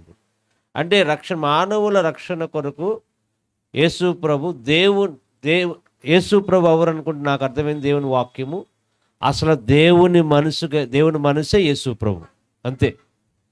దేవుని మనసులో దేవుని ఉద్దేశంలో ఏదైతే ఉందో అది శరీరాన్ని ధరించుకొని మానవుల రక్షించడానికి, మానవులు నిత్య జీవాన్ని తీసుకువెళ్ళడానికి ఆయనే ఒక మార్గముగా, ఒక సత్యముగా, ఒక జీవముగా వచ్చాడు. తర్వాత అందుకనే ఆయన పని పూర్తి అయిపోయింది శరీరధారిగా, ఆయన తండ్రి దగ్గరికి వెళ్తుందని చెప్పి మరలా ఏమంటాడంటే ఆత్మరూపిగా ఆయన వచ్చి మరలా సంఘాన్ని సిద్ధపరుస్తున్నాడు. అందుకనే ఎఫెసీ పత్రిక 4వ అధ్యాయంలో 4వ వచనంలో కూడా దేవుడు ఒక్కడే, ఆత్మ ఒక్కటే క్లారిటీగా. అంటే నాకు అర్థం అంటే వాక్యం వినగా నేర్చుకోగా నాకు అర్థమైందంటే దేవుడు ఒక్కడే. మరి ఈ శరీరం ధరించుకునేందుకు మానవుల రక్షణ కొరకు చాలామంది ప్రవక్తలను పంపించాడు. వాళ్ళందరినీ ప్రవక్తలందరూ చంపారు.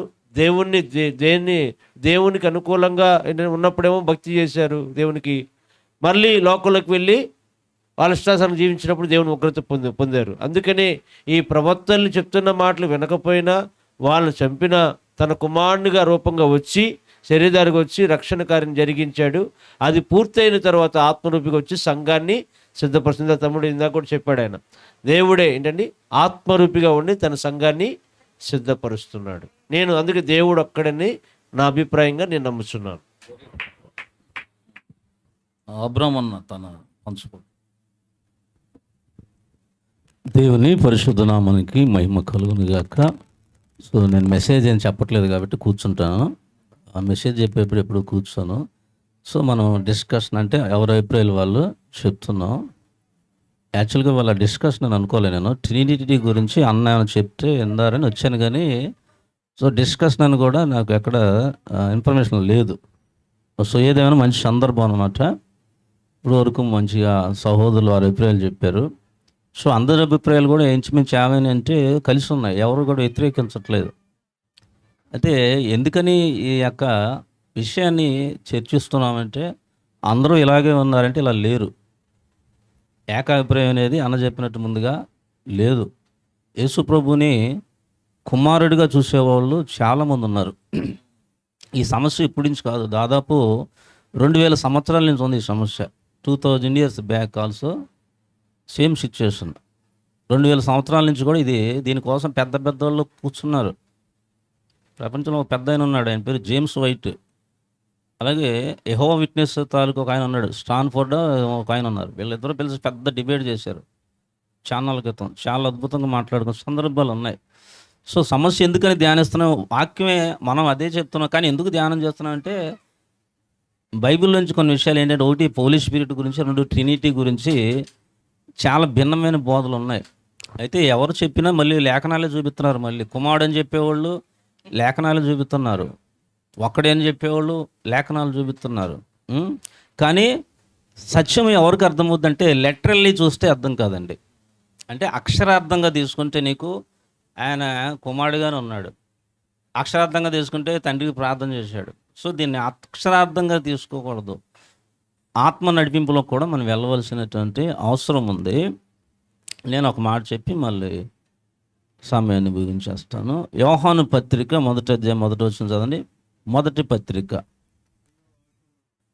బైబిల్ తీద్దాం. That is not good. First you open your Bible. Don't worry. Bible తీద్దాం. జీవవాక్యమును గురించినది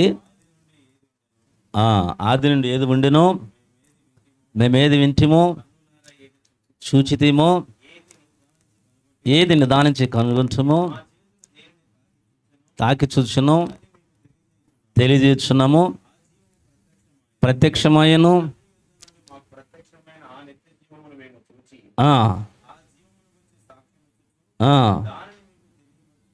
ప్రైజ్ ది లార్డ్. దేవునికి మహిమ కలుగును గాక. చక్కగా వివరిస్తున్నాడు ఇక్కడ యోహాను. అర్థం కాదంటే ఏమీ లేదు. ఆ జీవం ప్రత్యక్షమైందంట.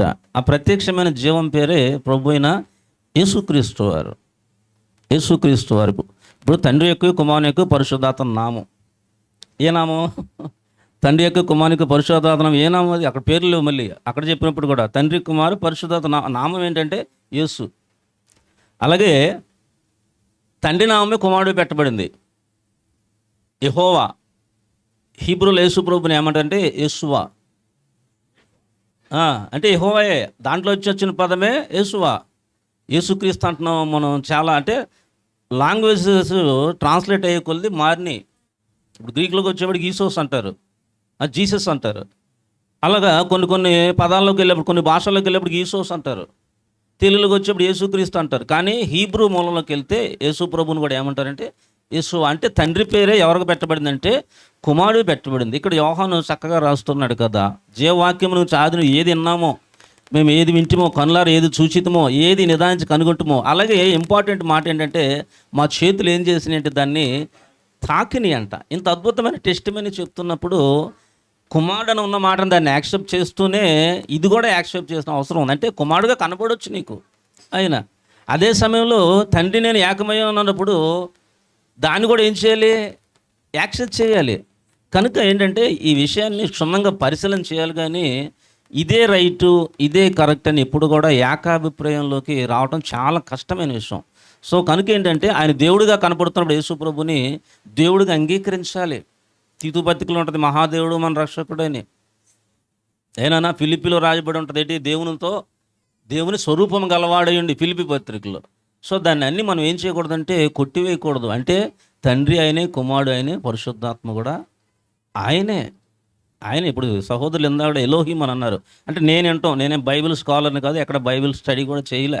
ఎలోహిం అనే పదం అని ఫ్లోరల్ వర్డ్ అని నేను విన్నాను. అదే సమయంలో ఈ దేవుడు అంటే ఏల్ అనే పదానికి దేవుడు అని అర్థం అవుతుంది నేను విన్నాను. సో ఏంటంటే ఎలోహిం అన్న దేవుడే, ఏల్ అన్న దేవుడే. ఏనన్నా ఎలోహిములోంచి ఫ్లోరల్ అంటే తండ్రి, కుమారు, పరిశుద్ధాత్మక అంగీకరించవచ్చు అనేది ఆ స్కాలర్ చెప్తున్నప్పుడు విన్నాను, నా అభిప్రాయం కాదు. సో స్కాలర్ చెప్పిన దాన్ని మనం కూడా ముందుకు తీసుకోవాల్సిన అవసరం ఉంది. కాబట్టి సో ఈ దినముందు మరి దైవజనులు నాకు ఇచ్చిన సమయాన్ని బట్టి నేనేమన్నా అంటే ఆయన తండ్రి ఆయనే, కుమారుడు ఆయనే, పరిశుద్ధాత్ముడు ఆయనే. విడిగా చూస్తే మళ్ళీ విడిగా ఉంటాడు. సో తండ్రి, కుమారు, పరిశుద్ధాత్మైన త్రియేక దేవుడు అని యేసు నామములో మనందరం బాప్తిజం ఇస్తున్నాం. దేవునికి మహిమ కలుగును గాక. రైట్, చాలా మంచి విషయం. ఇక్కడ చెప్పే కంటే మీ అందరి నుంచి నేర్చుకున్నది చాలా ఎక్కువగా ఉంది. కొంత కొద్దిమంది అయినా ఇది నేను అనుకుంటున్నాను ఇది రోజు కదా, లైవ్లో కూడా కొందరు ఉండారు, రికార్డ్ అయి ఉంటుంది, చాలామందికి ప్రయోజనకరంగా కూడా ఉంటుంది. సరే, ఫైనల్గా నా అభిప్రాయంగా కొన్ని మాటలు చెప్దాం అనుకుంటున్నాను. దగ్గరగా అందరూ చాలా బాగా మాట్లాడారు.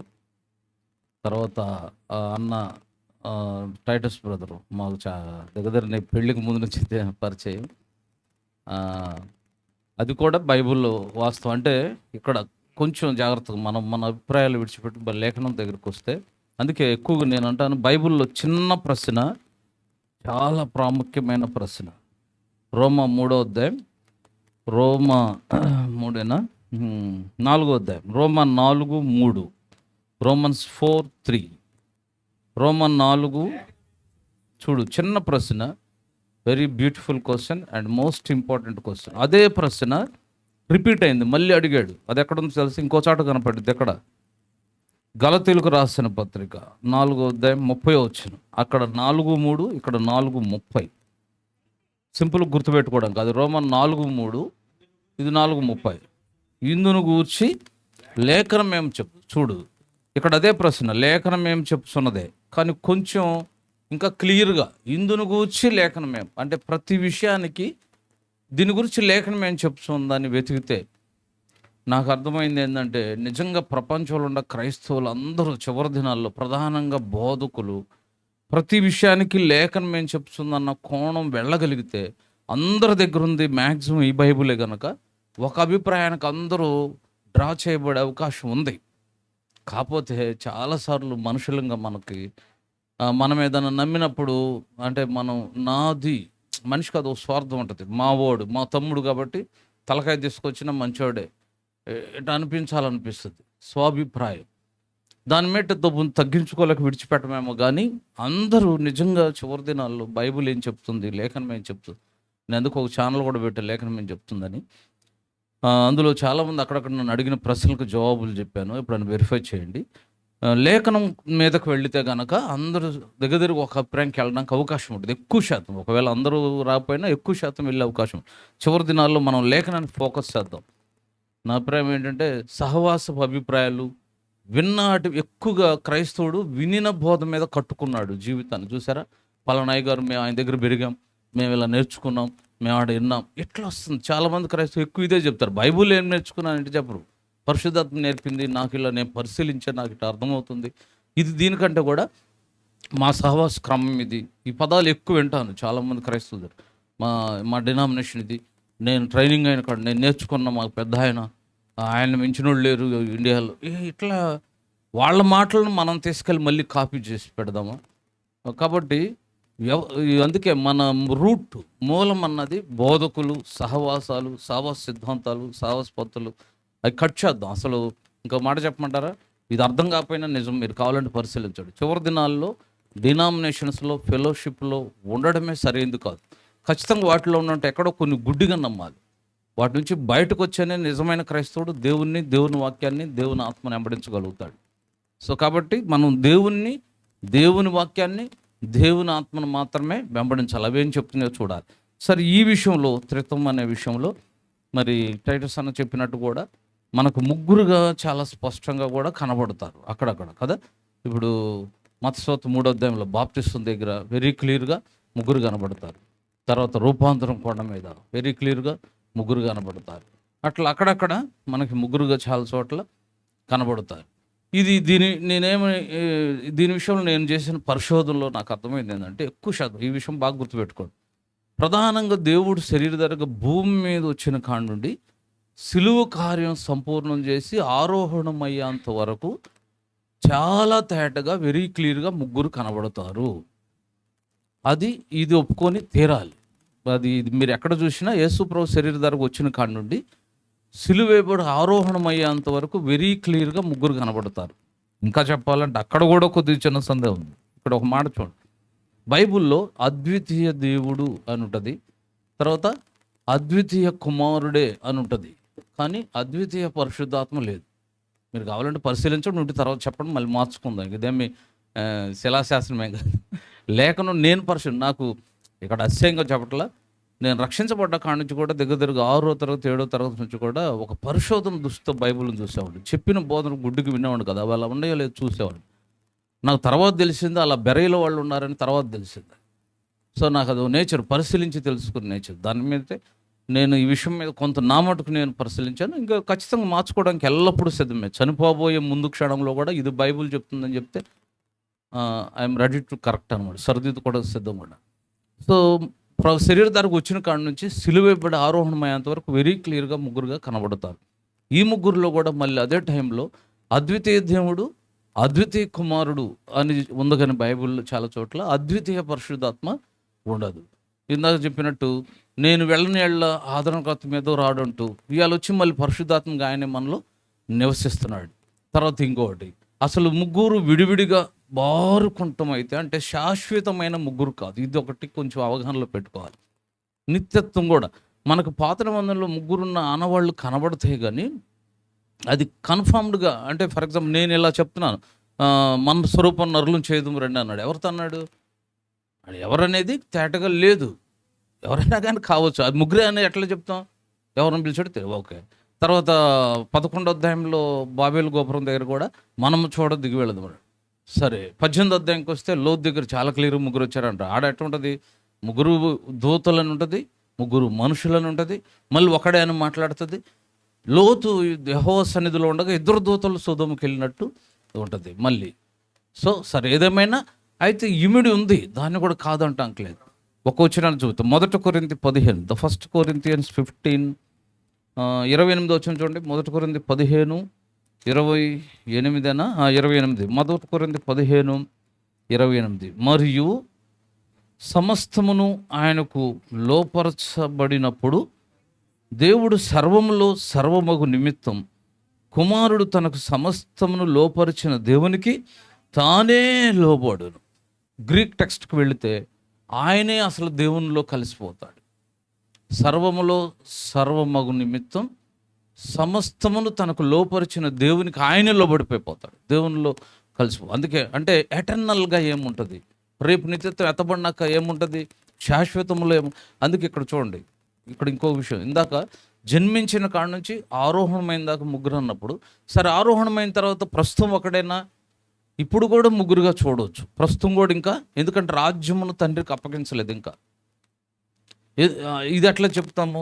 ఇప్పుడు ఏం చేస్తున్నాడు యేసుప్రభు? బైబిల్ చెప్తుంది ఏమన్నాడు? తండ్రి కుడిపార్శ్వమున విజ్ఞాపన చేస్తున్నాడని. మరి మనలో ఎవరున్నారు? పరిశుద్ధాత్ముడు ఉన్నాడని.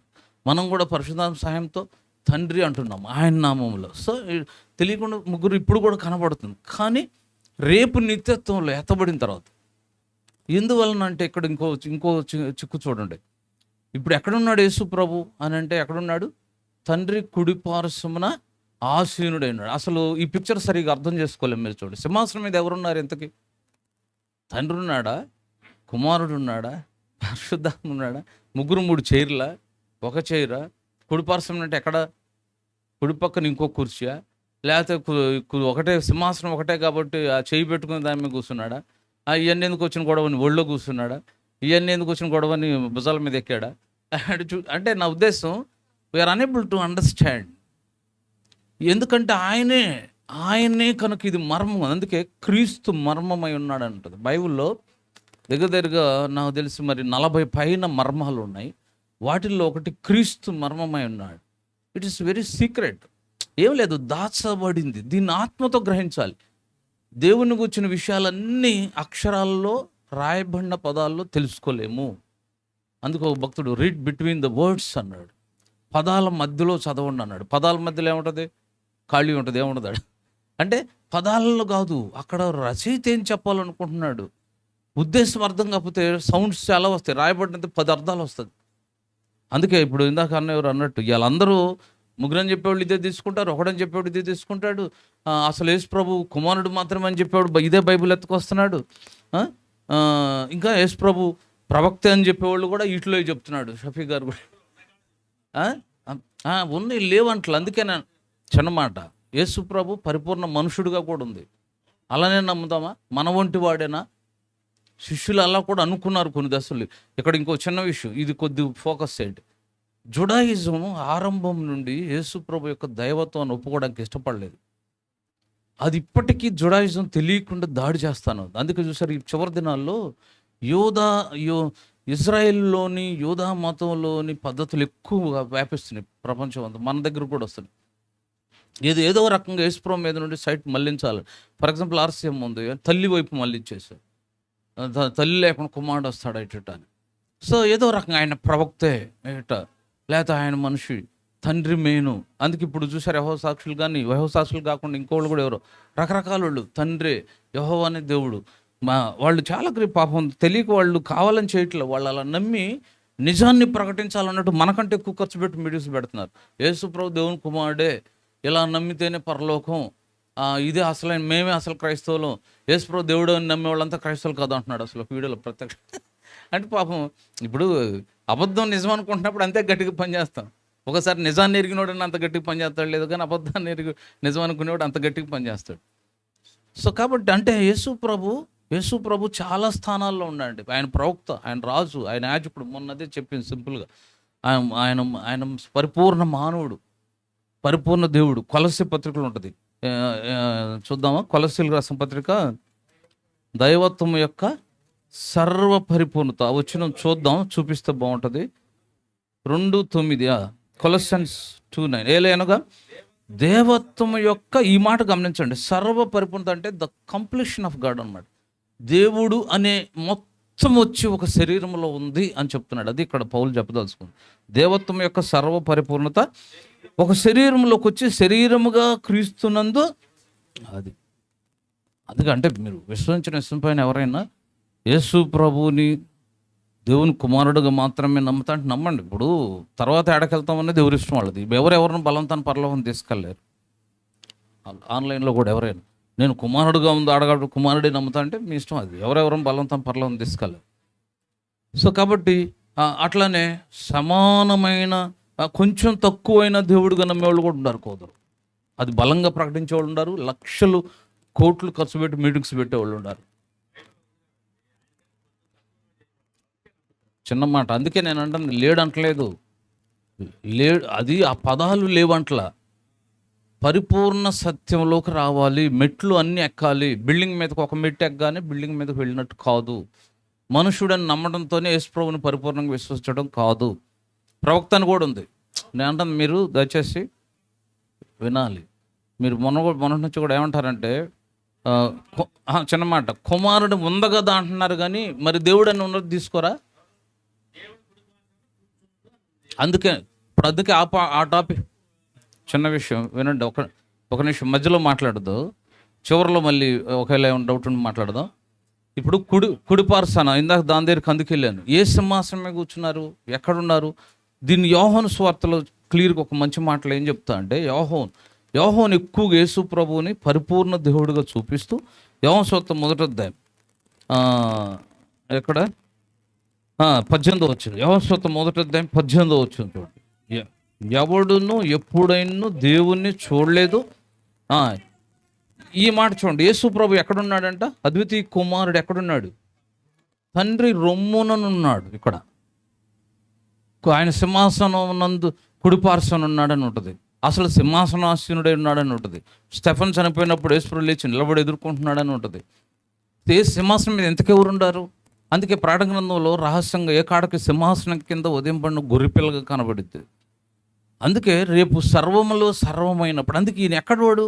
రొమ్మునంటే ఎత్తుకున్నాడా? అందుకే ఇదొక మాట కూడా గుర్తుపెట్టుకోండి, దేవుణ్ణి మానవ భాషలో అర్థం చేసుకోలేం. కాకపోతే కొంత మనం గ్రహించడం కోసం మానవ భాషకు తెచ్చాడు. తండ్రి అన్నాడు. తండ్రి అంటే కన్నాడా? మీరు ఆయన పుట్టారా? ఇది కాదు, అందరూ ఆయన సృష్టే. తండ్రి అన్నాడు కాబట్టి తల్లి ఉందా? తండ్రి కుమారుడు అనే లేక ఏమంటున్నారు? తల్లిని తయారు చేశారు. అదొక సంఘం ఉంది సౌత్ కొరియాలో, పుట్టిందంటే ఎడకు కూడా వచ్చింది. నేను కొన్నిసార్లు వెళ్ళాను కూడా, అది ఎవరు చూద్దాం ఎవరం ఏంటారు, వాళ్ళు మనల్ని మార్చడానికి ప్రయత్నం చేస్తున్నారు. నాకు తగిలేరు అక్కడక్కడ. వాళ్ళు చాలా మీటింగ్స్ దగ్గర కాసుకొని కూర్చొని మీటింగ్ అవగానే బయటకు వస్తుంటే వాళ్ళు మనసులు జరుపుతున్నారు. వాళ్ళు నేను అడ్డుకొని రెండు మాట్లాడదాం ప్రశాంతంగా తీసుకెళ్తే మనకులాగా ప్రార్థన చేయట్లేదు. వాళ్ళు కాళ్ళు ఇటు ఉండి ప్రేయర్ చేద్దాం అంటే మేము చేసుకున్నాం, మీరు చేయండి అంటున్నారు. ఇంతకు ఎవరో చేశారన్న తర్వాత ఒక ఆయన గబుకుని కొత్తగా వచ్చినట్టున్నాడు, తల్లి చేసాం అన్నాడు, సైజ్ చేస్తున్నాడు చెప్పకుండా. ఆయన చెప్తున్నాడు, ఇక అటు ఇటు చేసి ఎరుషలేం పైన ఎరుషలేం మనకు తల్లి అన్నాడు అని అద్దెసుకొని చెప్తున్నాడు. అంటే వాళ్ళు పాపం ఎక్కడ ట్రాప్ అయ్యారంటే భాష పరంగా వెళ్ళేలే. కింద కూడా ఎవరో గురించి ఎలోహిం. మనం భాష చాలామంది, దయచేసి నన్ను మన్నించాలి, చాలామంది బైబిల్ ప్రొఫెసర్స్ కూడా ఇక్కడ రాంగ్ ట్రాక్ అయ్యారు. అక్షరాలను చూసి Elohim, plural for example English ఉంటుంది, you are, what is your name, you అంటాం ఇంగ్లీష్లో. యూ అనగానే ఎంతమంది ఉన్నారు? 10 మందిని వేసుకొచ్చాడంటే ఒకటి ఉండా కూడా ఇట్స్ గౌరవార్థం. భాష అది కంటెంట్, అది సింగిల్కి కూడా అదే మరి అటు అనుకుంటే ఎలోహిమే. కాబట్టి ఆ భాష అంటే ముగ్గురు ఇమిడి ఉన్నట్టు కాదు. అందుకే టోటల్గా, అందుకే ఇంకో చిన్న మాట చెప్పి నేను ముగిస్తా. మీరు బైబిల్ అంతట్లో చూడండి, దేవుళ్ళు ఉండదు, దేవుడు పదమే ఉంటుంది. ఎంతమందినన్నా చెప్పు. వచ్చిన కూడా ఇందాక సాల్మన్ గారు చెప్పాడు, అన్న కూడా చెప్పాడు. తండ్రి యొక్క కుమారుని యొక్క పరిశుద్ధాత్మ యొక్క నామంలో వారికి బాప్తిస్మం ఇచ్చచ్చు. నామములలో అనలేదు. సరే అన్న ఒక మాట అన్నాడు, ఏమన్నా అంటే అది శిష్యులు ఎవరు చేయలేదు, తప్పయ్యారేమనుకున్నాడు. నేను మొదట్లో ఒకప్పుడు అది ఏంటి ఆ వజన ఆయన నొక్కి చెప్తే చివరిలో వెళ్ళి మీరు ఇలా బాప్తిస్మం అంటే చివరికి అపోస్తలకారం యేసునామములో బాప్తిస్మం ఇచ్చినట్టు ఉంటుంది అంటాను. అయితే అక్కడ చాలా క్లియర్గా తండ్రి యొక్క కుమారుని యొక్క పరిశుద్ధాత్మ యొక్క నామములలో అనలేదు. అలా కామాలు అనుకోని అందరు ఇప్పుడు కూడా అట్లానే అంటారు, తండ్రి యొక్క కుమారుని యొక్క పరిశుద్ధాత్మ చెప్పి చివరికి ఆ నామం ఏంటో చెప్పకుండా వదిలేస్తున్నారు. అందుకే చాలామంది యేసునామంలో బాప్తిస్మం ఇచ్చేవాళ్ళు వీళ్ళందరం పట్టుకొని మళ్ళీ బాప్తిస్మం ఇచ్చే యేసునామంలో ఇస్తున్నారు. యాక్చువల్గా అవసరం లేదు. ఇప్పుడు వారి నామమున అన్న అదే, ఆ నామం ఏంటో చెప్పినా అదే. నేను ఇది అర్థమై నాకు ఎలా ఇస్తున్నానంటే తండ్రి యొక్క కుమారుని యొక్క పరిశుద్ధాత్మ యొక్క నామమైన యేసునామంలో నేను నీకు బాప్తిస్మం ఇస్తున్నాను. ఏ గొడవ లేదు, ఒట్టేసునామం లేదు, ఒట్టి త్రిత్వం లేదు. త్రిత్వం ముగ్గురిని చెప్పి నిజమే, మూడు కలిపిన నామం అదే. ఇక్కడ ఇంకొక సత్యం, సరే అట్ట అనుకుందాం, అది వరకు కూడా ఆయన నామం అదేనా? మరి సర్వశక్తుడని నామం ఏంటి? యెహోవా అని నామం ఏంటి? ఇంకో నామాలు ఏంటి? మరి యేసు నామం ఏంటి? ఇన్ని ఎందుకుండే? అసలు ఫ్యాక్ట్ ఏంటంటే ఇది మీరు ధ్యానం మీద తెలుసుకునే విషయాలు కొన్ని ఉంటాయండి, అక్షరార్థం తప్పుడు. అసలు ఒక్కటే ఉన్నదానికి ప్రత్యేక పేరు ఏమి ఉండదు. అసలు ఆయనకు ప్రత్యేకంగా పేరుగా ఏం అవసరం లేదు. పేర్లు ఎప్పుడు పెట్టాలి? ఇద్దరు ముగ్గురు అయితేనే పేర్లు పెట్టాలి. మనం చాలామంది ఉంటాం కాబట్టి ఎవరో గుర్తుపట్టాలి. నల్లటాయన ఎరటాయన అంటే ఇద్దరైతే సరిపోద్ది. మరి మిగిలిన వాళ్ళు ఎక్కువ పెరిగిపోతుంది. అందరు నల్లటోళ్ళు అందరూ ఎలటోళ్ళు వచ్చిన కాడే పేరు కంపల్సరీ అవసరం. When there are many multi. అందుకే ఆయన పేర్లన్నీ పేర్లు కాదు. నిజంగా చెప్పాలంటే ఆయన ఏమైనాడో చెప్పేది. సర్వశక్తుడు, పరిశుద్ధుడు. యేసు అంటే కూడా ఆయన ఏంటి, ఎందుకు వచ్చాడో చెప్తుంది. రక్షకుడు, రక్షించడానికి వచ్చాడు. ఆయన ఏమైనాడో చెప్తుంది అంతే. యాక్చువల్గా నిజంగా ఒకటే ఉన్నదానికి పేరు. దేవుడు కూడా పేరేం కాదు, యూనిక్ పర్సన్, క్రియేటర్, సర్వశక్తి గలవాడు. సో కాబట్టి అందుకే టోటల్గా బైబుల్లో దేవుళ్ళుగా చెప్పట్లేదు. ఎక్కడ దేవుళ్ళు అనే పదం లేదు చూడండి. అసలు ఇంకో మాట చెప్పి నేను ముగిస్తాను. దేవుళ్ళు అనేది ఒక దైవదూషణ అవుతుంది. ఎందుకంటే ఒక మనిషిని మీ నాన్న పేరు చెప్పు అంటాం, కానీ మీ నాన్నల పేరు చెప్పు రాసుకుంటా అంటే వాడు చీపురో చెప్పో తీసుకుంటాడు, ఎట కనపడ్డాడు. మీ అమ్మ పేరు చెప్పు అంటాం, మీ అమ్మల పేరు చెప్పా. మీ భార్య పేరు చెప్పండి అనాలి, కానీ మీ భార్యల పేరు చెప్పు అనకూడదు. సో ఒక మనిషినే కొన్ని ఇంపార్టెంట్ వాటిలోనే సింగులర్ వాడితే దేవుడు అనేది సత్యం, దేవుళ్ళు అనేది సత్యం కాదు. ఇందాక అన్న చెప్పింది కూడా, హిందూయిజం నుండి మార్పు పొందినాక మళ్ళీ ఎడ ముగ్గురు చూపితే అదే ఇటు వచ్చిందా ఏంటన్నట్టు డౌట్. ఇదటు వెళ్ళిందా అటు ఇటు వచ్చిందా అర్థం కదా. అది ఎటుది రాలేదు. కొన్ని విషయాలు ఇక్కడ నుంచి కాపీ చేయబడ్డది నిజమే. కాపీ చేసినట్టు కూడా మా కాపీ చేశారు ఎప్పుడు ఉండదు. ఏదో కూడా నేను దొంగతనం చేశాను అనడు, నా దొంగిలించాడు అంటాడు ముందే. సో ఇవన్నీ నిజాలే. సో అయితే అసలు బైబిల్ సత్యం మాత్రం అందుకే ఇక్కడ ఎందుకు ఇలా చెప్పాలనుకున్నానంటే బైబిల్లో దేవుడు ఒక్కడే అనే వచనాలు అనేకం ఉన్నాయి. దేవుడు ఒక్కడే, దేవునికి నరులకు మధ్యవర్తి ఒక్కడే అనే సత్యం చాలా చోట్ల ఉన్నప్పుడు మనం ముగ్గురు సమానమైన వారుగా చూపి విడిచిపెట్టడం అన్నది పై సత్యాన్ని మనం దాచేస్తున్నాం. చాలామంది పాపం విద్యలో ఉన్నతంగా వెళ్ళి ఉన్నతమైన విద్య ద్వారా బైబిల్ని చూస్తూ, ఎందుకంటే ఇది నేను కించపరచాలని కాదు, చదివే కానీ అది లోకం వరకే పనికొస్తుంది. ఆత్మజ్ఞానం ముందు చదువు పనికిరాదు, గుర్తుపెట్టుకోండి. లోక సంబంధం ఎంత ప్రొఫెసర్ అయినా. అందుకే చూసారా, బాగా చదువుకొని రాష్ట్రపతి స్థాయికి వెళ్ళినాడు కూడా బట్టలు లేని పిచ్చోడి దగ్గరికి వెళ్ళి సాగిలు పడుతుంటాడు. ఆయన మీద ఈయన బెటర్ కానీ తెలియదు పాపం. ఈ నాలెడ్జ్ వేరు, దైవజ్ఞానం వేరు. దైవజ్ఞానం ఏకమైన దేవుడు. ఇది ఒకవేళ ఈరోజు నమ్మడానికి కష్టమైన, ప్రపంచవ్యాప్తంగా ఈ లైవ్ తర్వాత చూసేవాళ్ళకైనా, రేపు మనం వెళ్ళినాక నిత్యత్వంలో అయినా ముగ్గురుతో కలిసి ముగ్గురుని కలిపి ముగ్గురు గొడవపడి తలకు రాజ్యం ఎడదీసుకొని ఇవన్నీ ఏమి ఉండదు. ఏకమైన దేవునితో శాశ్వతం ప్రభుత్వం మనం సంచరిస్తాం. ఇది అసలైన అంటే లేఖనాధారంగా నేను పరిశీలించిన సత్యం. ఇదేమైనా సందేహాలు ఉంటే పరిశీలించండి. ఎప్పుడైనా పర్సనల్ కూడా మాట్లాడదాం. ఓకే, ఒక 10 నిమిషాలు ఎక్కువైంది. చిన్న ప్రార్థన చేసి ముగిద్దామా? దీని మీద ఇంకేమన్నా ఎక్స్టెన్షన్? ఓకే,